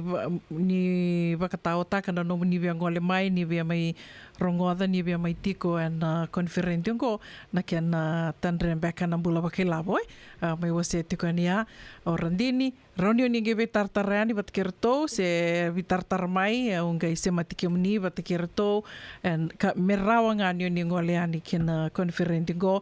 singa tolu wakarita katiko atal talului tiko na ronito sa totolo na no totongona sa totolo weltonga na tosuninga ke roni do wakamadala tak matanga mai na programa na singa wakarombuka wakarowai kina wakani wakamadala tak timengo remesana ngeli daka na break up back na singa tambu nakauna na programu na singa wakarombuka na tiga buti ko pamataka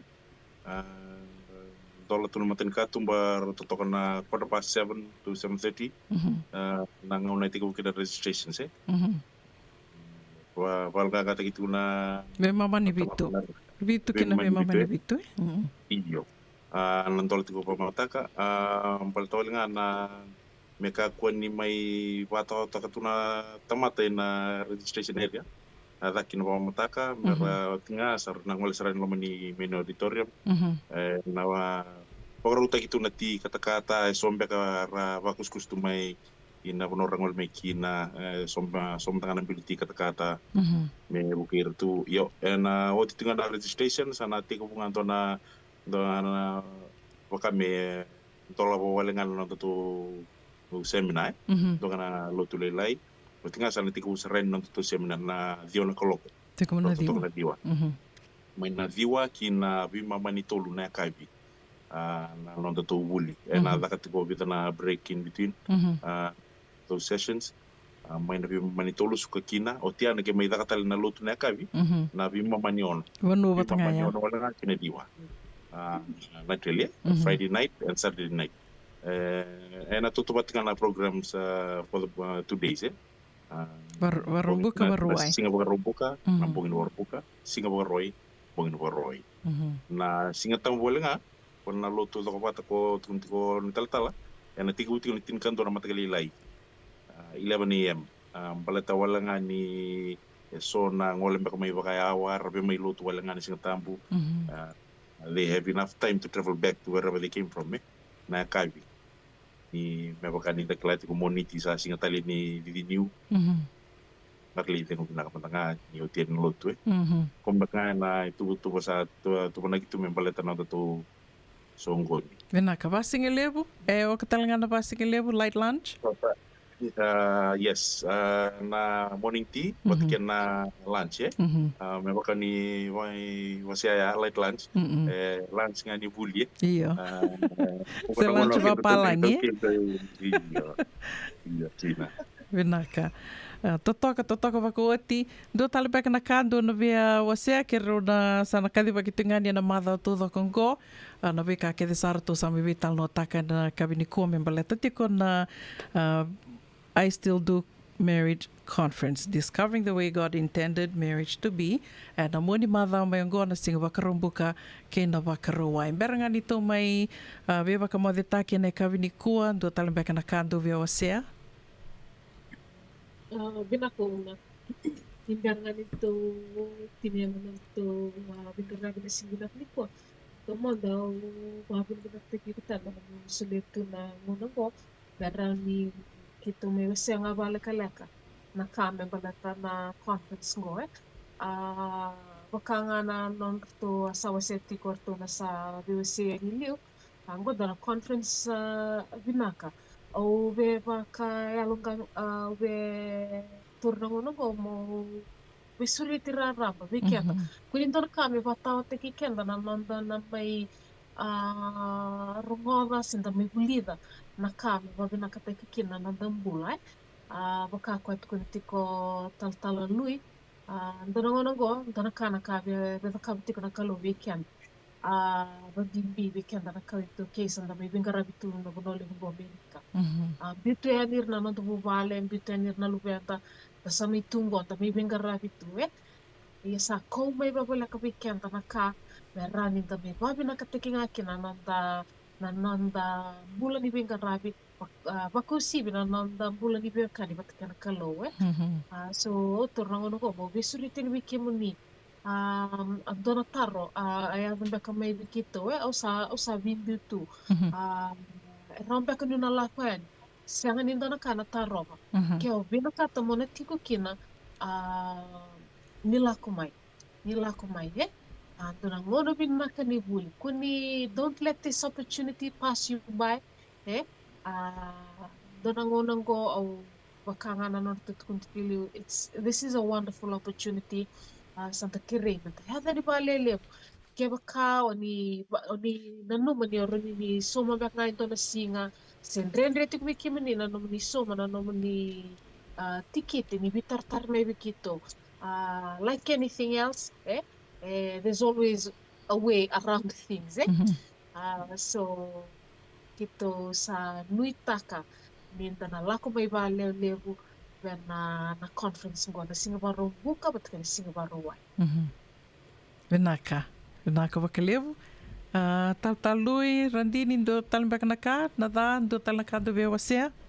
Uno so tapo to manam na ka Senga na lenga. apa Iyo weekend apa kan tuntuan da rambe kan iso maraw na tigiti te autian da ke mai wasos mbakan wakaka o suriti ke munike dani if you know you can but you busy at work na no pung binggrab tikina sanga mo pakalungat takatalian tua dina ento na ya tu bosa ke tu bangat tu wale una you save a marriage you save a generation bosa dina todo ko dina baksam tama ta ke ka ngita ka ya o somar tikiti na indua lembula ro kinna na po wale na bi ka mai mure bula ke kinai na bi ka mai buli taongo kombek ngaya sa bibal nga tikiti nga ini isa kanito na kain rendre kono tuno lem ka ka siya ngatun sa tikiti na so ni didini sa kauken be ka ber na bubal mai biti abi tartar mai na dona pono dona sala na warung takana kalo mo ni natigurang kina dina na seminango naka valevo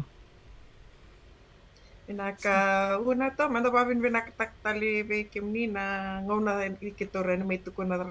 may waseta kit may waseta kina na tukuni conference go dona katal to be excited about na na kai na conference go it had been planned it had been planned for a couple of months ago. And what happened kami yado tikong ko we have to be alert and veka may yado tikong ko wabukit kende todo ko burubura to verona rona biotin rona wal tikmen ko rola ka search men do tuk kata rona ko tikmen ala ko may Israeli malatino roa vilyu takitu na vila ko Israeli so I believe ni timing ni conference ko it had to be God